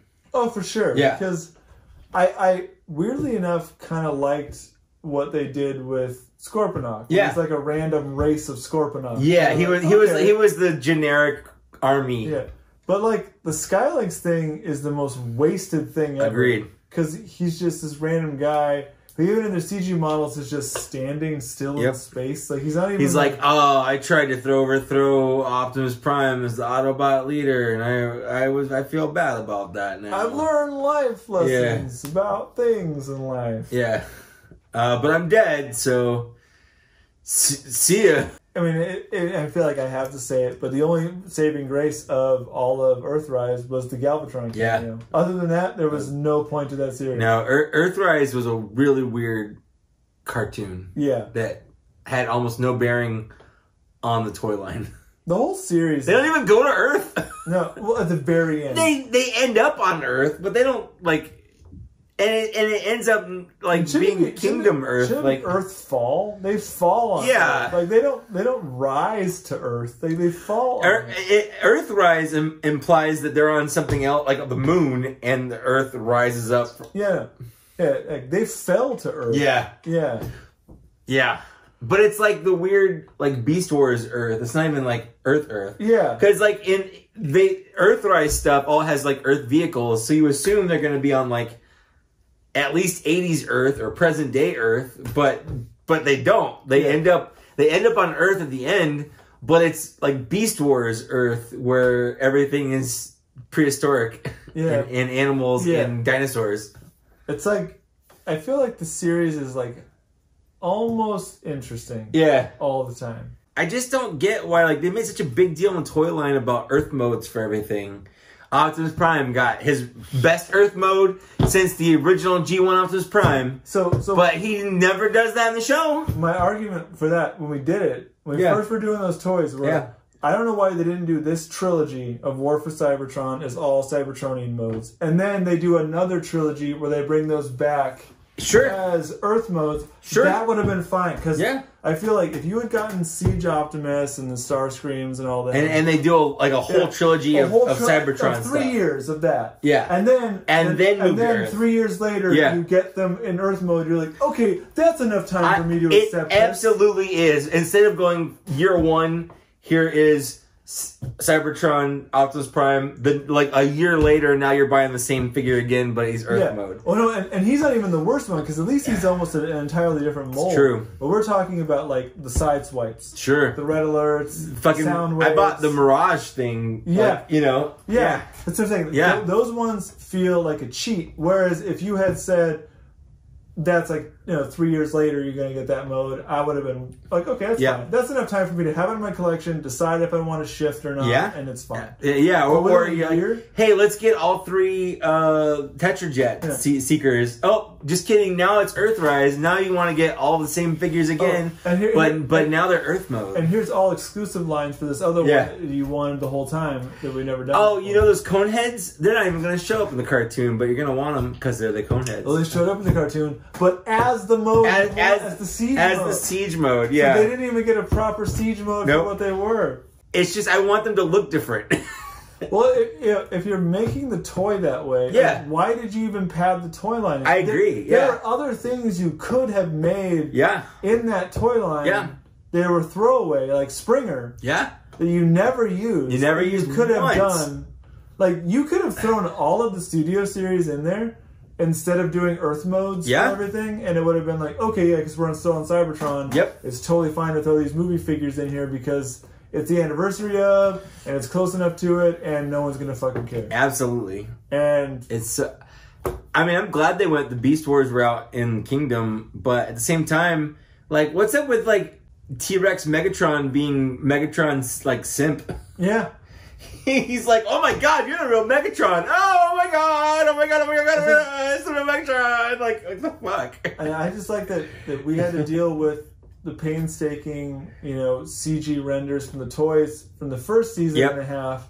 But then we get to Kingdom and it's like, oh yeah, all those Beast Wars toys, none of them are the models. None of them are the models. Fuck, not even Galvatron's not the model. Bumblebee, not the model. Like, Rhinox and all them, fuck you. Yeah. So, it's weird. Yeah. It's weird. But anyway, Cyclonus, 9.5 out of 10? 9 out of 10? Sure. He's great. Right on. We're in the mix. We are in the mix. We're deep in the cut. We're deep into this. We're on round, what is this, 8, I think? 8 of 10. 8 of 10. Let's get 8 over with. Let's just do it.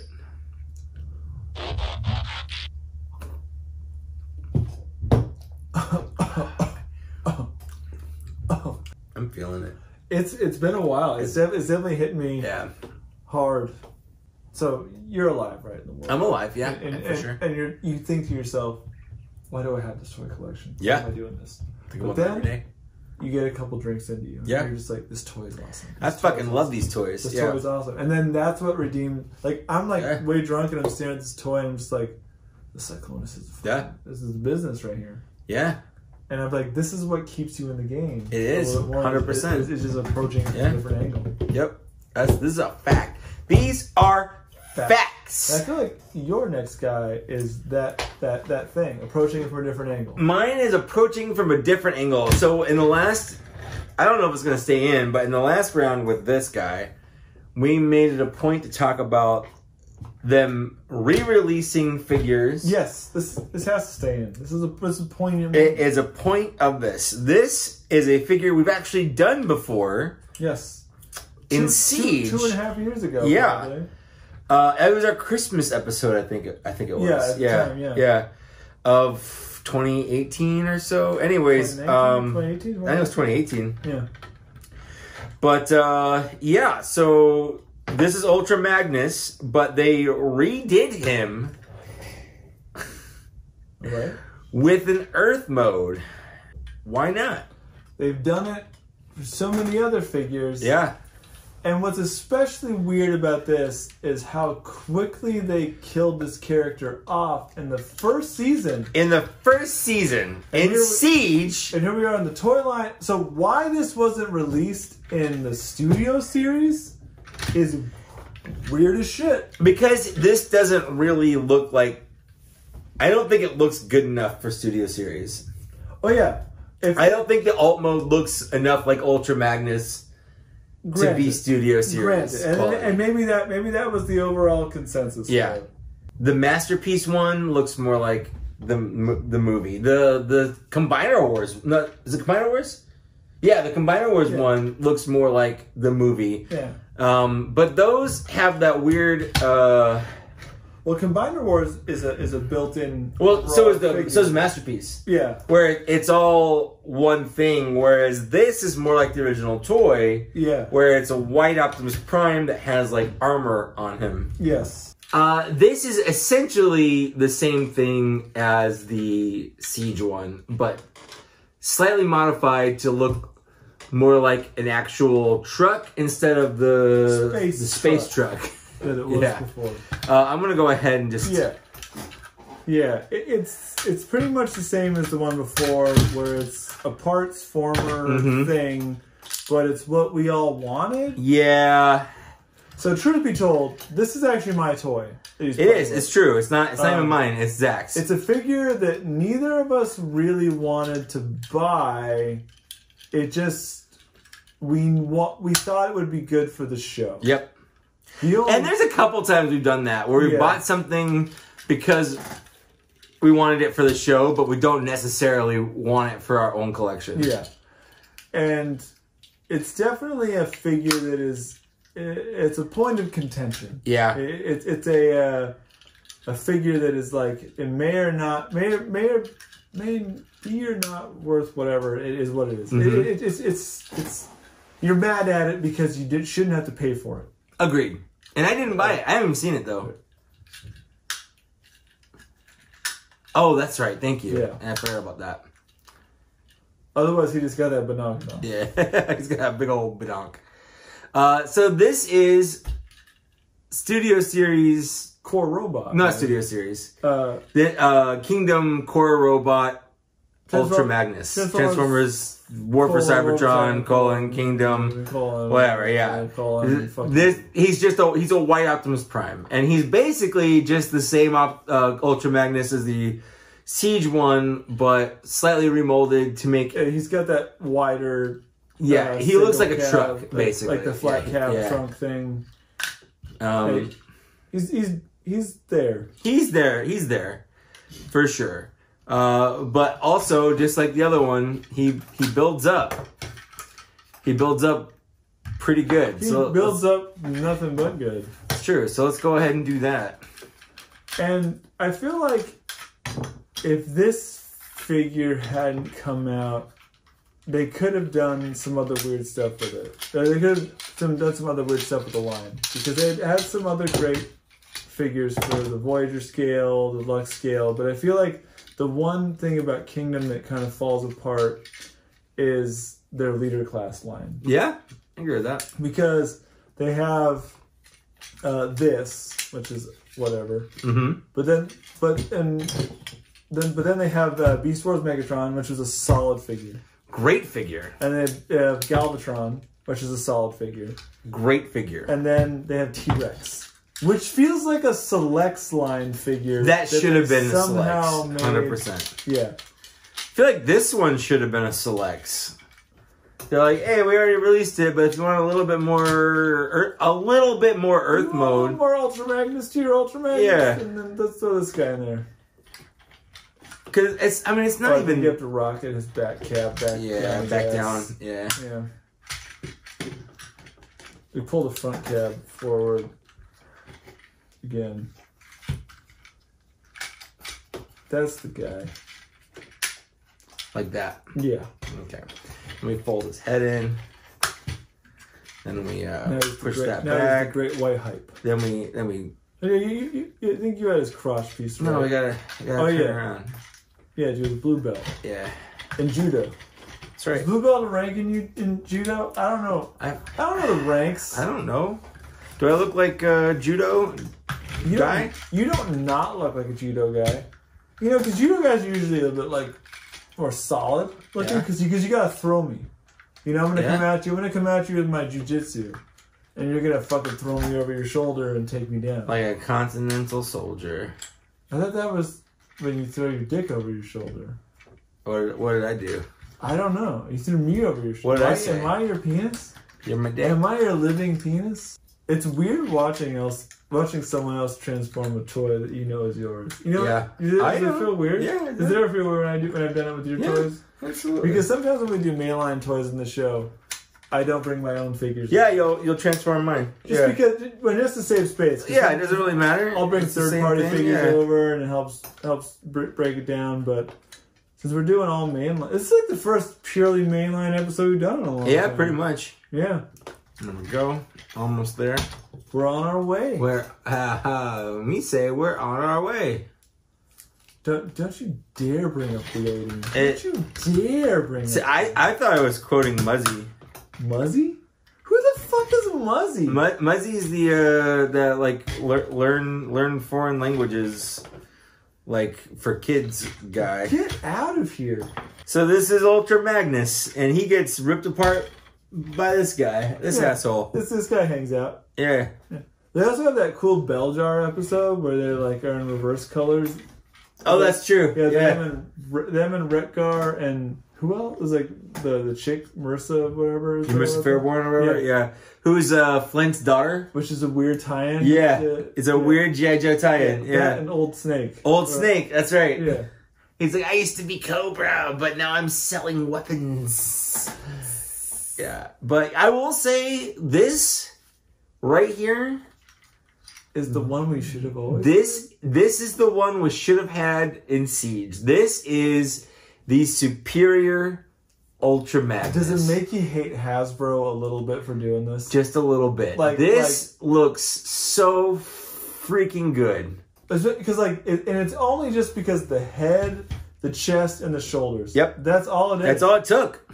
Because the rest of it's pretty much the same. And the lack of the shitty Siege. Yes. He's weirdly pure. Yeah. But these two, because they're basically the number twos. Yeah, absolutely. They're the big. The only downside is this is a leader class figure, just because you have to add all the stuff on it. Yeah, yeah.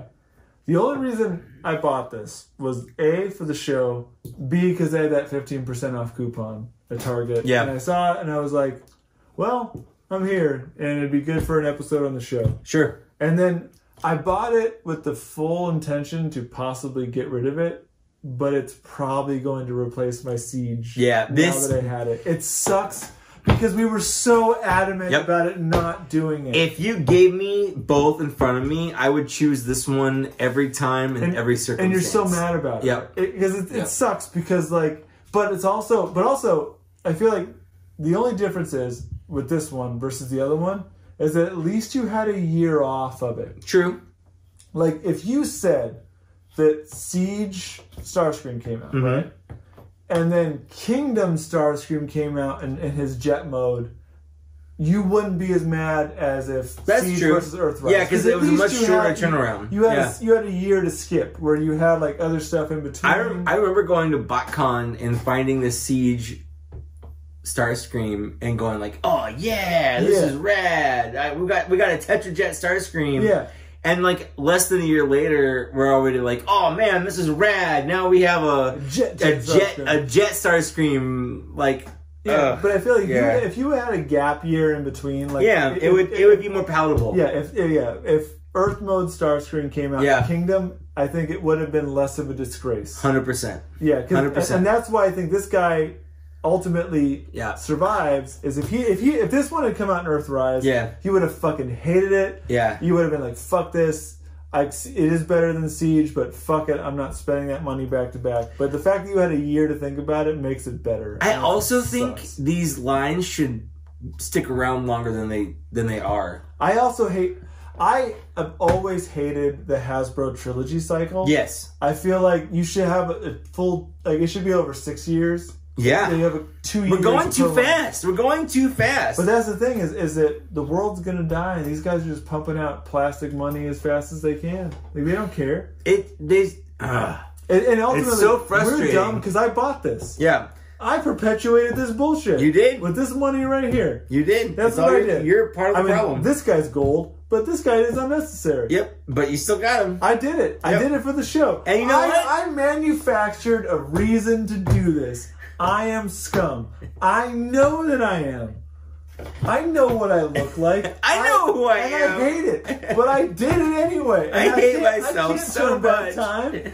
Why do you think I listen to goth music? I hate myself all the time. But I'm here. You are. And it's here, and this is here, and they're both fucking great, and I hate everything because it works itself out. It does. But seriously, Hasbro, I know you're watching. Like, give us a longer turnaround time.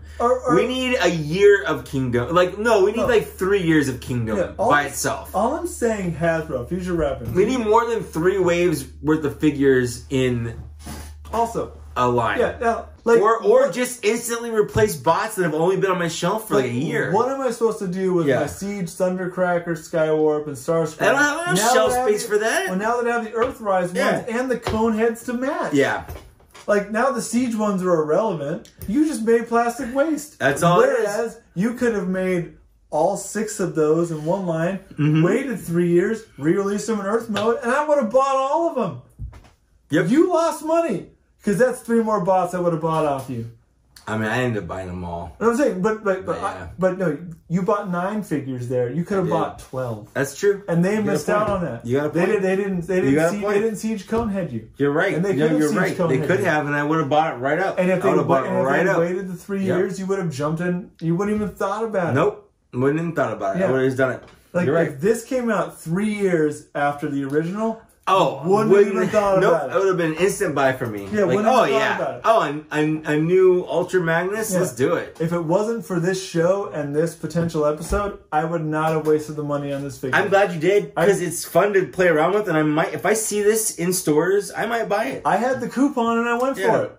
I could have used the coupon on food for my life to survive, but no, I chose plastic shit that I don't need. Yeah, you made a weird choice. Hey. We're recording, right? Yeah, we're recording. He's going too late. Oh my god. Anyway, we're here, and as usual, we're deer. And get Moose to it. Get Moose to it! This is round 9 of 10, and we are feeling it. It's been a while. And it's been a while. Since that is hold my head up high. And this resurgence of bless you. You got another one? You got another one yet? Who's my sneezy boy? I'm your sneezy boy. So you usually come in 2, so maybe I'm done. Are you there? I don't know. We'll see. Okay. I don't know where the sneezes is coming from. And it's been a while. There you go. There we go. There was the second one. There we go. I knew it was there. I said to sing a different song to get it out. Just draw that right out. Yeah, it was the allergy to your new metal. There you go. Early 2000s ballads. That's fair. That's fair. That's fair.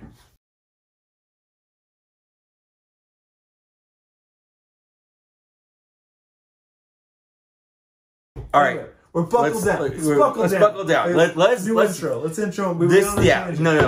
I'll probably keep some of that in, but like that was a lot of tangents. Yeah, there's a lot of tangents. Yeah. Okay. This is round. There were so many tangents there. I thought this was a trig class. We never make math. No, but you know what? I'm just making a math joke right now. We're not math people. Yeah, that's right. And I'm so proud of you right Thank now. you. I was a history nerd. I fucking hated. I hated geometry. I tried. Aced algebra and algebra 2. Like, no problem. You want me to find the square root of -I or whatever? Which is just, I think it's just 1.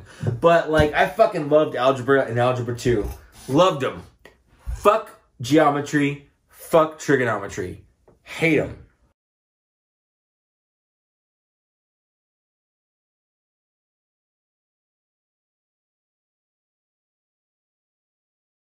Became the head of the NRA after and not a traitor to the country. Oh my god, there's just some shitty things out there. But the CIA is great, y'all. Yeah. Hashtag CIA. You know what? You're not leaving this in at all. So I'm going to. Let's cheers to the CIA.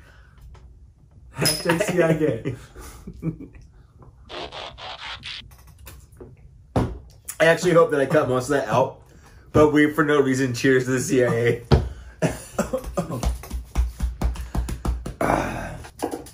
Well, that was the thing we did. We go on rants off camera. Here we are. We are in the final. This is round 9. The final throws. Zach's last figure. The final throws of our the final throws of passion. You see I've got my. This is actually technically a Ninja Turtles t-shirt, but it's also Transformers. And mine is my Lady Boys here. Lady Boys, from the moment I saw you. I can't remember the artist's name. I love that Unicron though. That's a good looking Unicron. He did like these artworks for this, yeah. And then someone stole it and put it on TeePublic. Oh, fuck that! But I bought it, but then it got taken down. But I got it right before I got taken. It's like Sean. I am all about paying artists for their work. Cool. So what do you got? What do you got, Zach? Zach. Put your hair behind your ear so I can talk into your ear. What do you got? Show me what you got. You made a weird Rick and Morty reference that you never. I don't hate Rick and Morty, but I don't like. I haven't even seen the new season. Me either. I never saw last season. I haven't seen anything past season 2. I feel like Rick and Morty is one of those shows that's funny, but you don't want to admit to other normies that it's funny. It's because the people that like Rick and Morty are terrible people, and I don't want to be associated with them. That is most Star Wars people. Also Star Wars people. Also, right now, Masters of the Universe people. What do you got? Show me what you got. I got my big old beefcake. Galvy, from the moment I saw you, standing there, hold in your blood. This, for all the folks at home, is War for Cybertron, Transformers, War for Cybertron, Kingdom, Galvatron. Yes. And it is way better than you thought. Is it a good Galvatron? It's the best we're going to get from Hasbro. 100%. So, on that metric, 9 out of 10. Yeah. There are a couple little minor issues. So yeah, but as far as their storied history with the Galvatron goes, this is the best we're going to get. 100%. I agree with that. These are his accessorized. So he's a leader class figure. Yep. I know. Which basically just means he's a $50 price point. Yeah. So we're on the same page.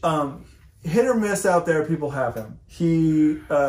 I was one of the lucky ones that got him from Big Bad Toy Store back in the beginning of June. Some people got him later. He's popping up in stores. I just got mine. Yeah, he's like intermittently popping up. Where did I get mine from? Amazon, I think? Yeah. A couple weeks ago? He does have the shoulder arrow. Yep, all of them have the shoulder arrow. He's one of those rare figures, though, that even though he's $50 and it's annoying, he's large. He's a chunky boy. So he kind of feels like that leader class size. He comes with these weird guns that are shaped like his Nemesis plane. It really is. It's really weird. They're like, what if we made the gun look like a spaceship?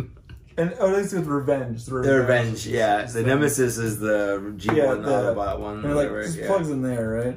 I don't fucking know. I never do it. I never fucking do it. I honestly don't even know where my guns are because I don't feel like he needs them. He also comes with the Matrix, which you can plug into this port on his chest. Oh, he can. That's neat. I didn't even know that. Plug into the cannon. Right. Otherwise, you can just put it on his neck in robot mode. That's all I do with it. He's making sex jokes, guys. He's making sex jokes. He's making sex motions. For what we usually get, this is a pretty faithfully G1 canon Galvatron. This is Galvatron. He's a canon. I actually, for this one, because this is mine, I actually did, because my shoulders are mistransformed on this, and I haven't done the fix yet. We have the tools to do it. We've just been lazy about doing it. I even bought the car detailing kit so I can... Yeah, so all we have to do is heat up the shoulders and kind of pry them apart. We're probably going to do a Twitch video. We'll probably do a Twitch video. Side by side. Yep. To do it. This one, mine are still on. You just have to bring over a Combiner Wars thing. I don't think I have. So we can push the pin back in. Yeah. This one, I actually did reverse the arms in the right way. So that's a way you can do it. Yeah. So it makes it actually, when you do the reverse arms that way, it makes it point up more than straight. So I guess it's a kind of like a preference of what angle you want it at. But other than that, it's a Galvatron. Yep, he's a Galvatron. You can... It scrapes the paint, as I learned from scraping the paint. You can actually fit the whole cannon in there. I'm not going to do it right now because I'm lazy. We call it the whole cannon. You can fit the whole cannon in there if you really want to. Yeah, I like it without that. Yeah, so... yeah, I remember seeing the movie and thinking, like, that makes a lot more sense than being a gun. Yeah. Turning into a cannon where he doesn't jump into someone's arms immediately makes super a lot of sense. The only part that doesn't make sense is that these parts magically know where to go. Yeah. But, like, whatever. It is what it is. But yeah, this makes more sense as like a turret. Like a weird gun that could fire independently of a thing. He doesn't have to like, hey, Starscream, I know you're a jerk, but catch me! But hold me! Hold me! I'm so alone. Like, you always just... Why do you choose Starscream, Megatron? This guy constantly wants to overthrow you. Just admit you love him. Just fucking fulfill... You love each other. Yeah, just do it. Just be honest with yourself. I feel like it's the same with Cyclonus and Galvatron. Yeah, just fucking bone already. Hammer it down. Just bone already so we can watch and we can just be happy for you. Should I just jump in? Yeah, just do it.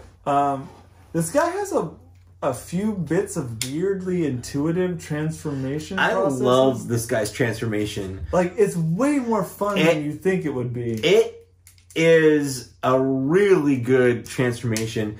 I kind of tried to figure it out on my own the first time I did it. I got lost. And I got lost. The same way. And there's a couple little bits that you don't think... It's chiefly this exact point where I got kind of lost. Because you have to kind of like swivel the parts around a little bit. But it's ingenious. It really is a well-done figure. Pull the parts off. Oh, you son of a... I've been drinking like all night. We're supposed to be sober for this. Yeah, I'm just joking. You know what's funny is I never drink anymore. Like I have a fridge full of beer and I can't tell you the last time I even had one. Because like I try not to drink as much, but BOTSNSHOTS is still a thing that happens to me. Yeah, I still drink. Yeah. Not super bad. Not bots. Well, that's because I've been trying to lose weight, and alcohol is terrible if you want to lose weight. It's the worst way to lose weight. Because it's just empty calories. This is not a bragging point in any way, shape, or form. It kind of is. No. I eat all I want. I'm still tall. No. But what I'm saying, like, my name's Zach. No. I'm just saying, like, I'm sure I was about to dox you. I'm not gonna dox you. You just did. You already did it. No, I'm saying look at the white and yellow. Was it white pages? Look at the white page. No, yellow pages. Yellow pages is people.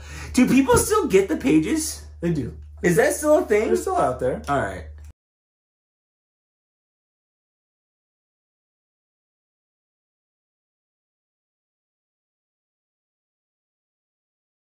Maybe if I just sever your head from your like Highlander style and then give her that, maybe that would help. Like scalp you for a little bit. Yeah. I made you this wig.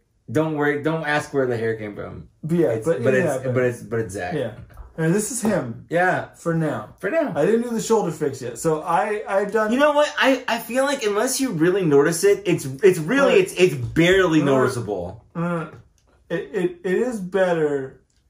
If you do the fix, though, he looks better comparatively. He does. If you put it side by side like that, it is better. It is definitely like for those at home. You just do the turn around. Yeah. The only downside is you have this hole in front of this thing. They do make there's a place that makes a little peg hole filler for it, but the problem there is you have to flip it all around if you want to transform him again. Yeah, but in all fairness, so when you rotate it back to peg it the right way, it doesn't really change it so much as it changes the angle. But this is how it's supposed to look, like because the Selects one looks like this, where it has this solid thing coming out, and hopefully for that price point, again for a repaint of a figure, you're actually getting what you want. But ultimately, the fix like, I'm going to do it at some point. We're going to do it on the stream. For his shoulder joints, this honestly, this is the rotated thing. I have the transformed shoulders. It's not bad. It's not great. I mean, honestly, the only differential is that instead of a round peg with a thing, you get like a rectangular peg. It's really not that much different. When you transform him, I'm not going to be. I'm going to lie to you. I'm sorry. Wow, you're real drunk. I'm way drunk. You're very drunk. I'm going to be honest with you. My only thing I like about this mode with the mistransformed shoulders better is that when you transform him, you reverse the shoulders in his mode and you peg it in. It makes him angle up a little bit better, and it makes it fit with how the legs look.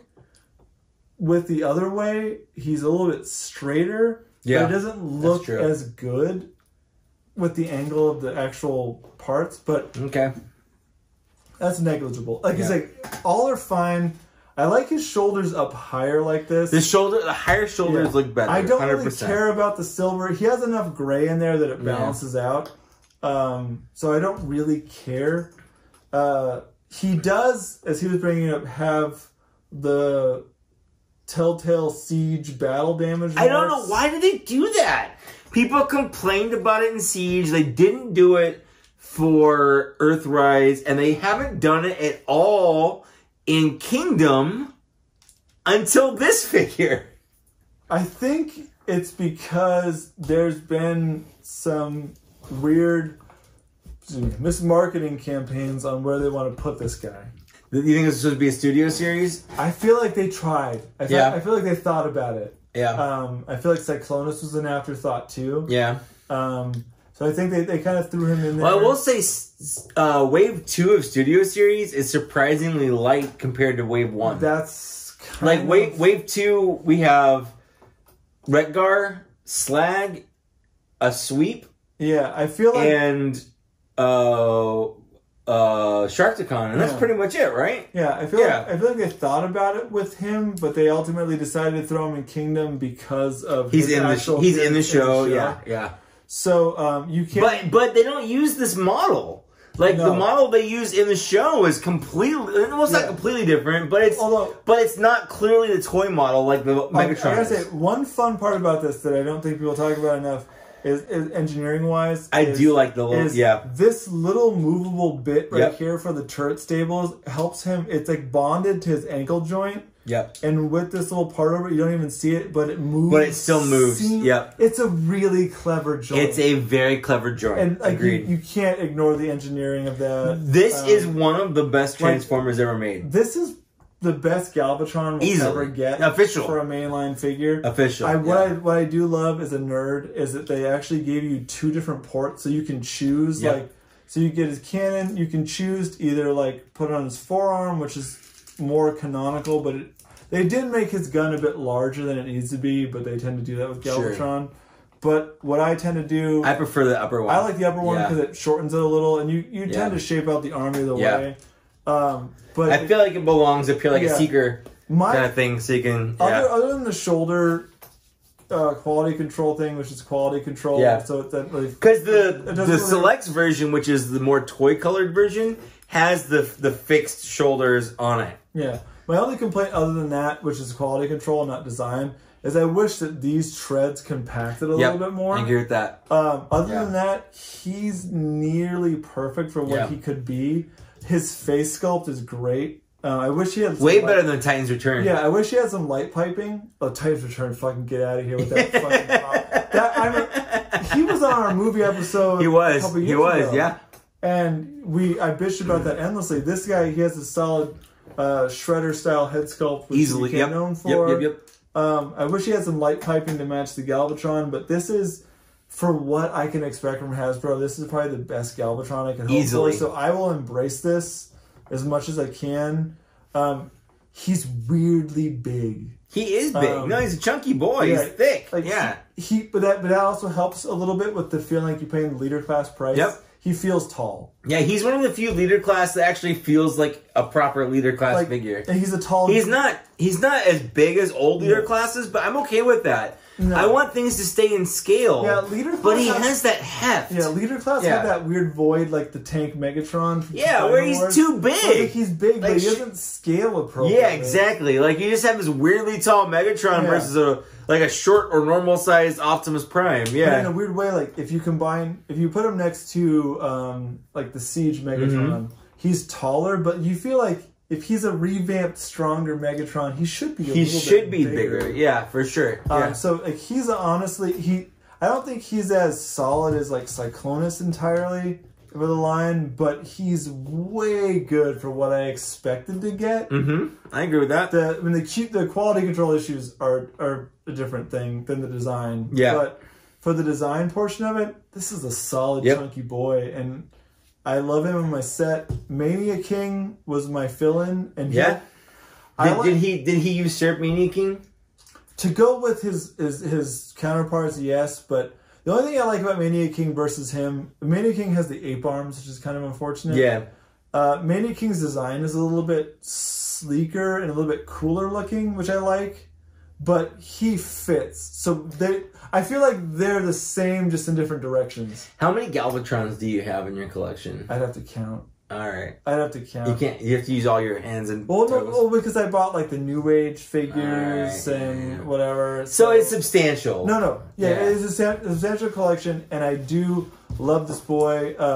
Just to finish up this round, here's his accessories. You can throw this chunky boy matrix around him. It doesn't peg in this mode, but it sits there. He has these as guns. You can also peg them in the back. On the back, yeah. I honestly don't even I don't even care. It's cool they gave you those little guns, but I never use them for anything. Yeah, it feels like an afterthought for the Siege. Just because I feel like they were like, well, this is a leader class figure. We should give him some more stuff. So it's cool. At least they gave him something visually appropriate to him. True, it's cool they worked in that design. That's true. So, and I feel like it kind of scales with the Unicron a little bit in terms of like this could just be the spaceship. The revenge goes with it. But yeah, I like him.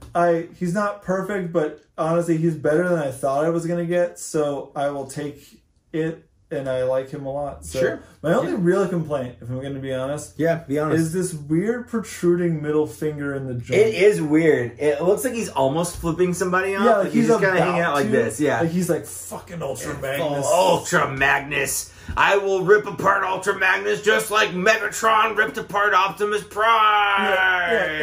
So it's a weird choice aesthetically, but that and the treads are my only complaint. Other than that, there's some really clever engineering. He turns into what he's supposed to turn into instead of a tank. He's a sexy boy. And I like him. Is a sexy boy. I like him. I like him. He's a sexy boy. I like you, sexy boy. You're just making it harder. Am I making it harder to say no? Am I making you harder?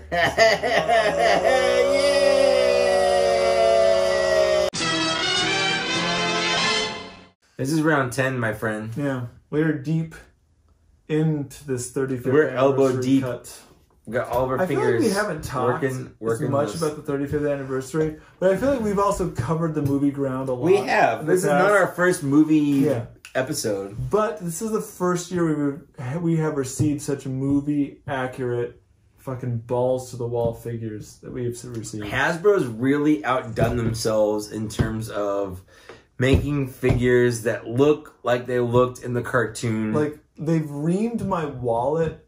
However, I have received what I've always wanted to receive. Well, like, we got a fucking, I guess it was last year, but we got like a solid Soundwave from Earthrise Netflix. We got a solid Sunstreaker. We've got a really good Starscream. Like, Hasbro's the fact that we've gotten a Quintesson and Alicon and all from is just insane. Hasbro's done really good with making just fantastic Transformers that look like they looked in the cartoon, but also function as good toys. I just feel like what they found was the right level of engineers. Are you a good toy? I'm a good toy. You're a good toy. I'm a good toy. You're a good toy. I feel like you have to find the right level of engineer and rip off magic. If you 100%. find these third-party companies that make a design you like, and you rip it off, and you take it as your own, and I accept that because that's what the nature of the game is. Sure. And I love it. Yeah. And I got what I wanted. Well, this final round. You ready for the final round? I might as well, because we're doing this.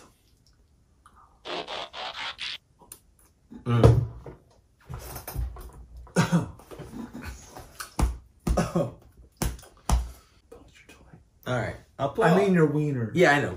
And then then the toy after. Right. I'm just gonna do the toy first, and then I'll pull out my wiener. It's a good call. It's honestly a more solid call.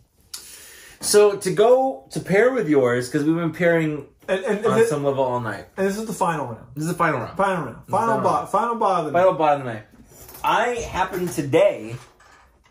I happen to have found this brand new Commander class Rodimus Prime. So this is a brand new figure. It just came out. Like I said, it's Commander class, so it commands a very high price point. Yes. This is it was $85 actually at Target, minus my 5% for using my red card, because, you know, like if you shop at Target in any regular intervals, you should just fucking have a red card. 5%. I just want to hook my debit card to it. I do all the time. It adds up, man. That 5%, that 5% just adds the fuck up, man. Anyways, this is the Winnebago Daddy right here. This is Rodimus Prime, aka Lone Star. Yeah, all that stuff. So we've kind of done this on the show before, but in the Power of the Primes. Yes, the Evolution Leader Class one, and did we do the Nemesis version too? I think so. Yeah, at some point we did. I think we've done both at this point. The difference there is that one predicated on it's one guy. Yeah, it's all one guy, and the cab integrated into the figure to become the bigger figure. Whereas this is more of a traditional, like, Optimus Prime type kind of thing, where these are two separate things. They're two guys. They're two guys. It's a guy and a trailer. Because when you get a Matrix, you get a trailer. Yeah. Like basically, you're a walk-on actor. You get the Matrix, and then you get a cab. But where is his cab? He's got the Matrix. Galvatron doesn't deserve. He's got the Matrix. He doesn't really have the Matrix. He's just holding the Matrix. He has it though.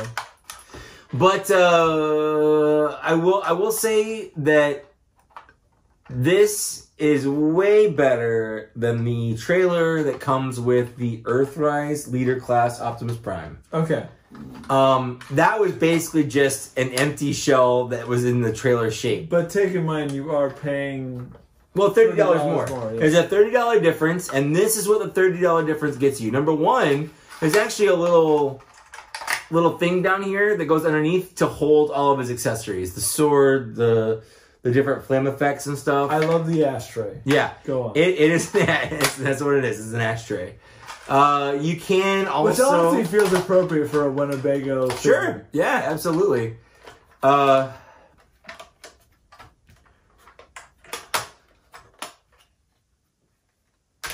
The appropriate Rodimus Prime trailer flip down. Yeah. So he's got this whole thing right here, where his trailer turns into his little gun station, and this thing does pop off. So like if you want to just use it as a standalone thing, you can, or you can plug it in and it can turn around. You know, so it's a straight up like battle command platform. Platform? Yeah, platform's a good way to put it. It's almost like a mask vehicle, kind of. Yeah. Like we're like, I'm surprised you led with this and not. Well, I just wanted to get this out of the way. Yeah, it's fine. So then also, we have this basically, part. it's a figure with a playset is what you're buying. Yeah. Yeah. For $80. Yeah. And just to kind of, I guess. So it's a $30 figure with an $80 with a $50 playset. Well, what was the Voyager class? Hot rod. So his leader, is he leader scale technically to balance? Was that leader is or Voyager the hot rod? The hot rod was Voyager. Okay. Okay, so he's technically leader because he scales with him and Optimus Prime. Yeah. So if this were just he's with a $30 playset. Yes. That's it. Yeah. Okay. So if it were just this, this would be like probably a leader class with some accessories. Does he feel like a leader class figure to you? I think he does. Like I think he's hefty enough. Yeah, that you feel okay. Yeah. Just making sure before we jump into the shouting match. I don't think it's gonna be a shouting. So no, I don't think so either.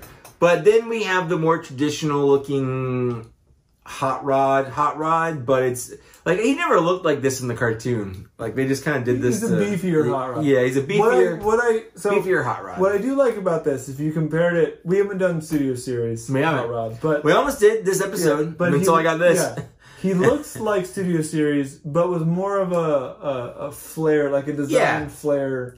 Akin to War for Cybertron. I agree with that. Like he's more like an Astrotrain. Yeah. Like there's more cool grooves on him and weird stuff. Like the original Hot Rod is a bit more sleek and stylized Studio Series kind of stuff. Yeah, I agree with that. So, but I kind of like it because it's a little bit of a differential. You get kind of a different peak between the characters. Yeah.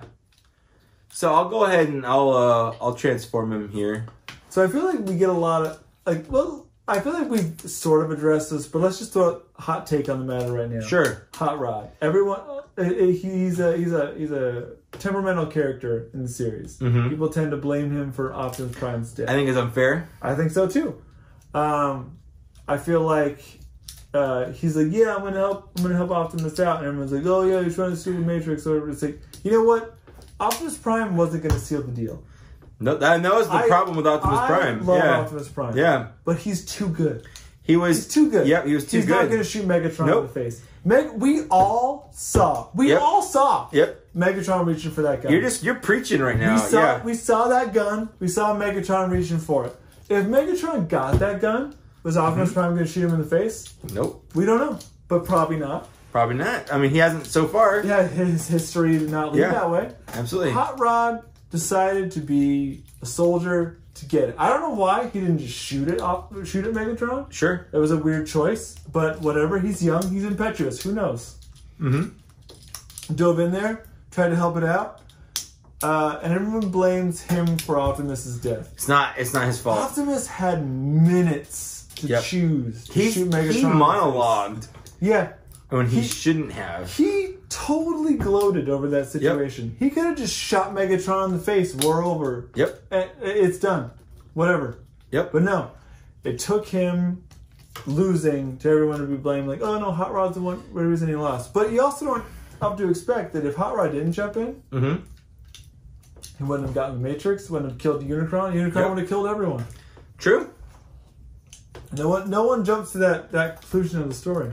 It's true. All these are facts. These are just straight up facts. And also, the one thing I've come to appreciate with the Hot Rod arc is that when you walk into Transformers, it's the war, good, evil, whatever.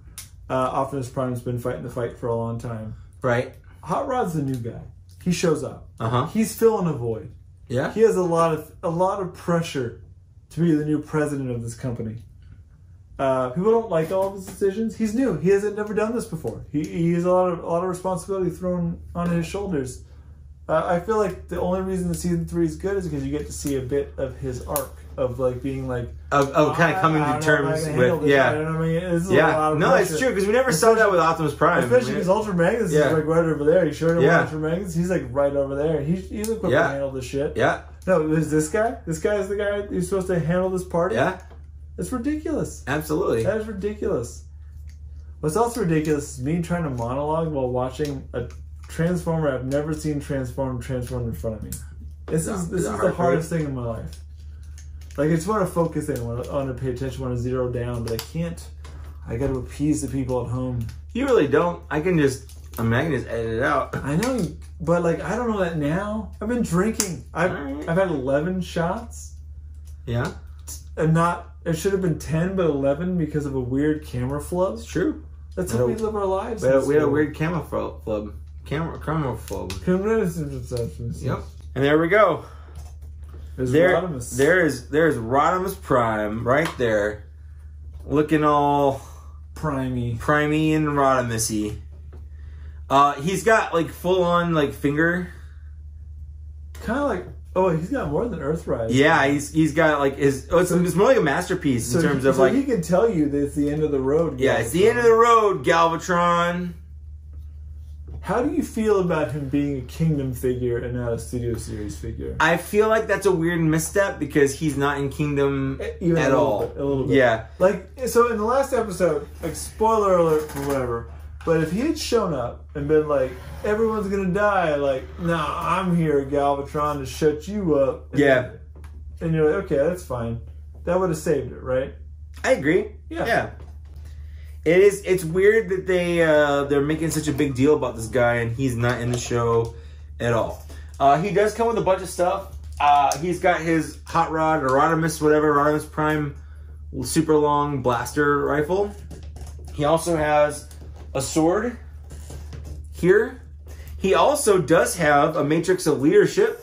Does he also have one? Yeah, right there.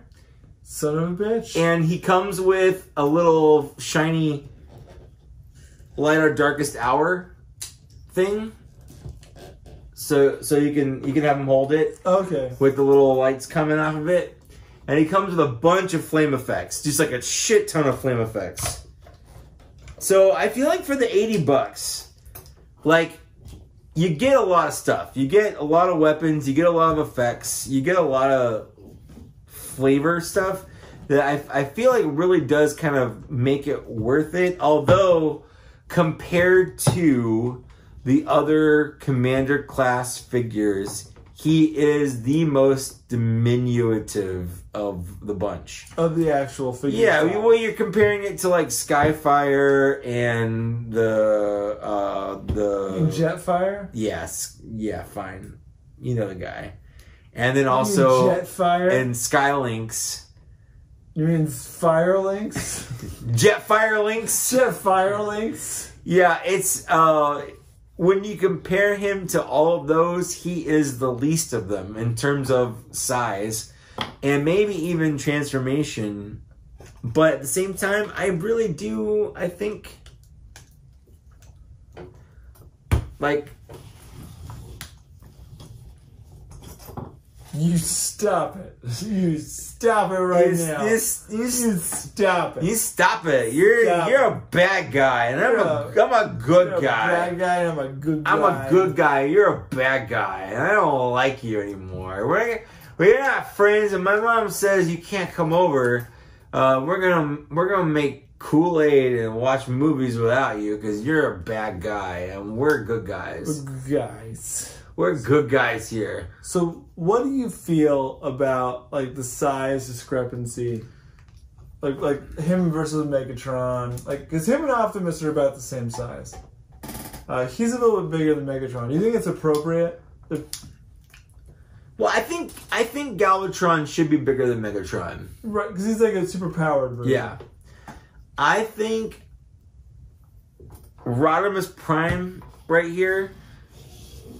I think he could stand to be just a little bit bigger. Fair enough.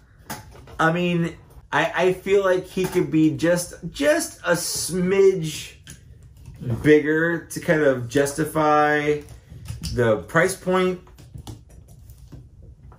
Although I think, the paint on him is a lot better. Like, this is painted right here. This is not the color of the plastic. Oh, shit. Like, his legs are painted. So it's like the Astrotrain. Yeah. It's a little more painted plastic. Yeah. I think he's definitely worth the $80. I just wish that he were a little bit bigger. I think that I'm, from my perspective, because like I have mine on pre-order, I haven't seen him in person yet. Right. I'm going to buy him. Like he's going to be a part of my shelf. Like there's no way I can avoid this figure. Like he's not like I didn't buy Skylinks because I already bought. The Inventa or whatever. Yeah. So I didn't buy that one. But this guy I can't avoid. I gotta get him. The price point's obnoxious. It is. It should be. I think this figure, as it is right now, I think $60 is a more appropriate price point. That's fair. That is fair. I do like the scale. I think even though he's bigger than, I feel like, for a guy powered by a magical super planet, he should be bigger, I guess. Yeah. But also, it's always kind of cooler when like the bad guy's bigger than the hero, because when the hero beats him, you're just like, it's cooler that he actually did it. Yeah, for sure. But I like him. I actually like the scale from looking from this perspective a lot. I think it's kind of fun. There's a couple little things like his back leg right here doesn't super peg in super well. But that might just be a quality control issue. It could be. And it could be something I've like mistransformed or haven't pushed something in far enough. I'm pretty drunk.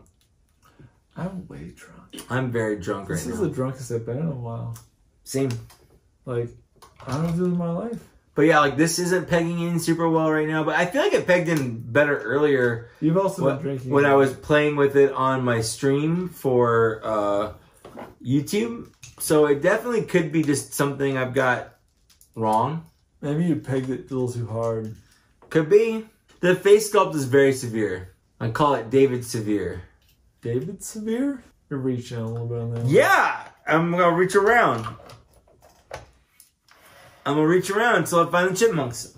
Alvin, Simon, Theodore, doot, doot, doot,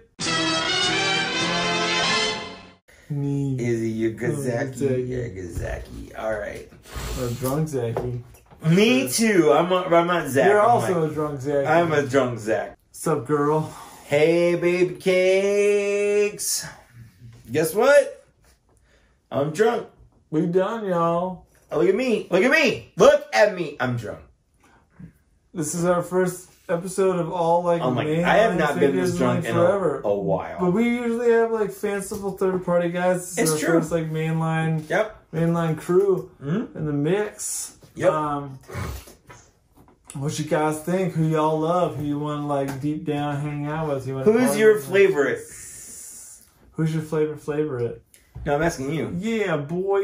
Who's my favorite? Yeah, it's gonna be Galvatron or Cyclonus. Yeah, it's between these two, but honestly, he's like a hard sell because I haven't seen him in person. I don't know what I want to. I don't want to feel about that. I don't think there's a dud on here. I think my least favorite is for this Quintesson. Probably the Quintesson. Yeah, and then I think Springer or Blurr right after that. My least favorite is either Blurr or the Quintesson. That's kind of where I sit. Like Cup. Maybe on the edge of it. Cup's so good though. Like I fucking like he's not perfect. I just wish he was a little bit beefier.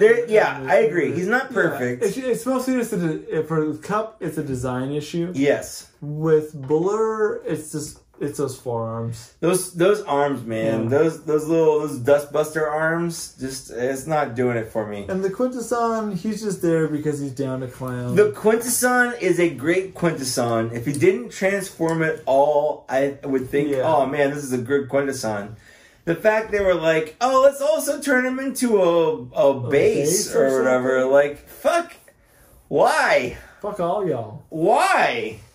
But the rest But you don't have to do it. That's the thing, I guess, is you don't have to do it. You can just buy him as a Quintesson, keep him as a Quintesson, and just ignore the fact that he does anything but be a Quintesson. You know? And live his life. Live your life. He's not stopping you from living. He's doing his thing. I think the most egregious one on here, though, is Ultra Magnus. Yeah, because he shouldn't be here. He should be like a year from now. Yeah. It's like, okay, we're doing Earth modes of the previous figures we've done. Astrotrain and Ultra Magnus are the closest, but I still wouldn't say they've got actual Earth vehicles. Yeah, and that's what I'm saying. It's like, he should have been another year down the line. Agreed. We could have done more shit in between. It would have been fine. But he has an Autobot symbol on his butt. He does? He's got an Autobot symbol just right there on his ass. Yeah. He's got it's like he's wearing Autobot underpants. What's the most surprising to you of all these? Honestly? But the one you were like, oh damn, I do like this, and I didn't think I would. Scourge. Me too. He was the one where I thought he'd be just kind of like a space boat trash like he's always been. But this figure, like, the back of the wings are a little janky, but the rest of him is so ungodly good. Especially the fact that he just goes... He's not my favorite figure of the year, but he is a surprise at how much I like him for what he is. 100%. He would definitely rest as my number 10 spot. consistently. Sure. Like, he's always there. He's always going to be there for me. And that's saying a lot, because a lot of figures came out this year. I feel like when we get to our year-end review, it's going to be a hard count. Especially because Kingdom swooped the line. Like, it swept the whole really, thing. between Kingdom and Studio Series 86, it's going to be a tough year. Some of those Beast figures are insane. They really are. Let us know what you like down in the downstairs area. I also want to thank all the people on this list right here on screen for supporting us on Patreon. Even though we haven't done shit for any of you, and you are beautiful saints for these people are like, I just want to help out the channel, this show, by giving us at least the $3 for bots and shots, if not more, based on whatever tier they went with. These people have put money where their mouth is, and it goes to buy us alcohol, it goes to buy us pizza, it goes to all that stuff. Zach tonight was like, let me pay for my pizza. I'm like, fuck you. Well, thanks for watching, and thanks for getting this far. Let us know in the comments down below what you thought of it. What was your favorite? What was your least favorite? What was your most surprising? Love to read and respond to all of those. Yeah. Well, we'll see you later. We'll see you next time. Say bye. Bye. Bye.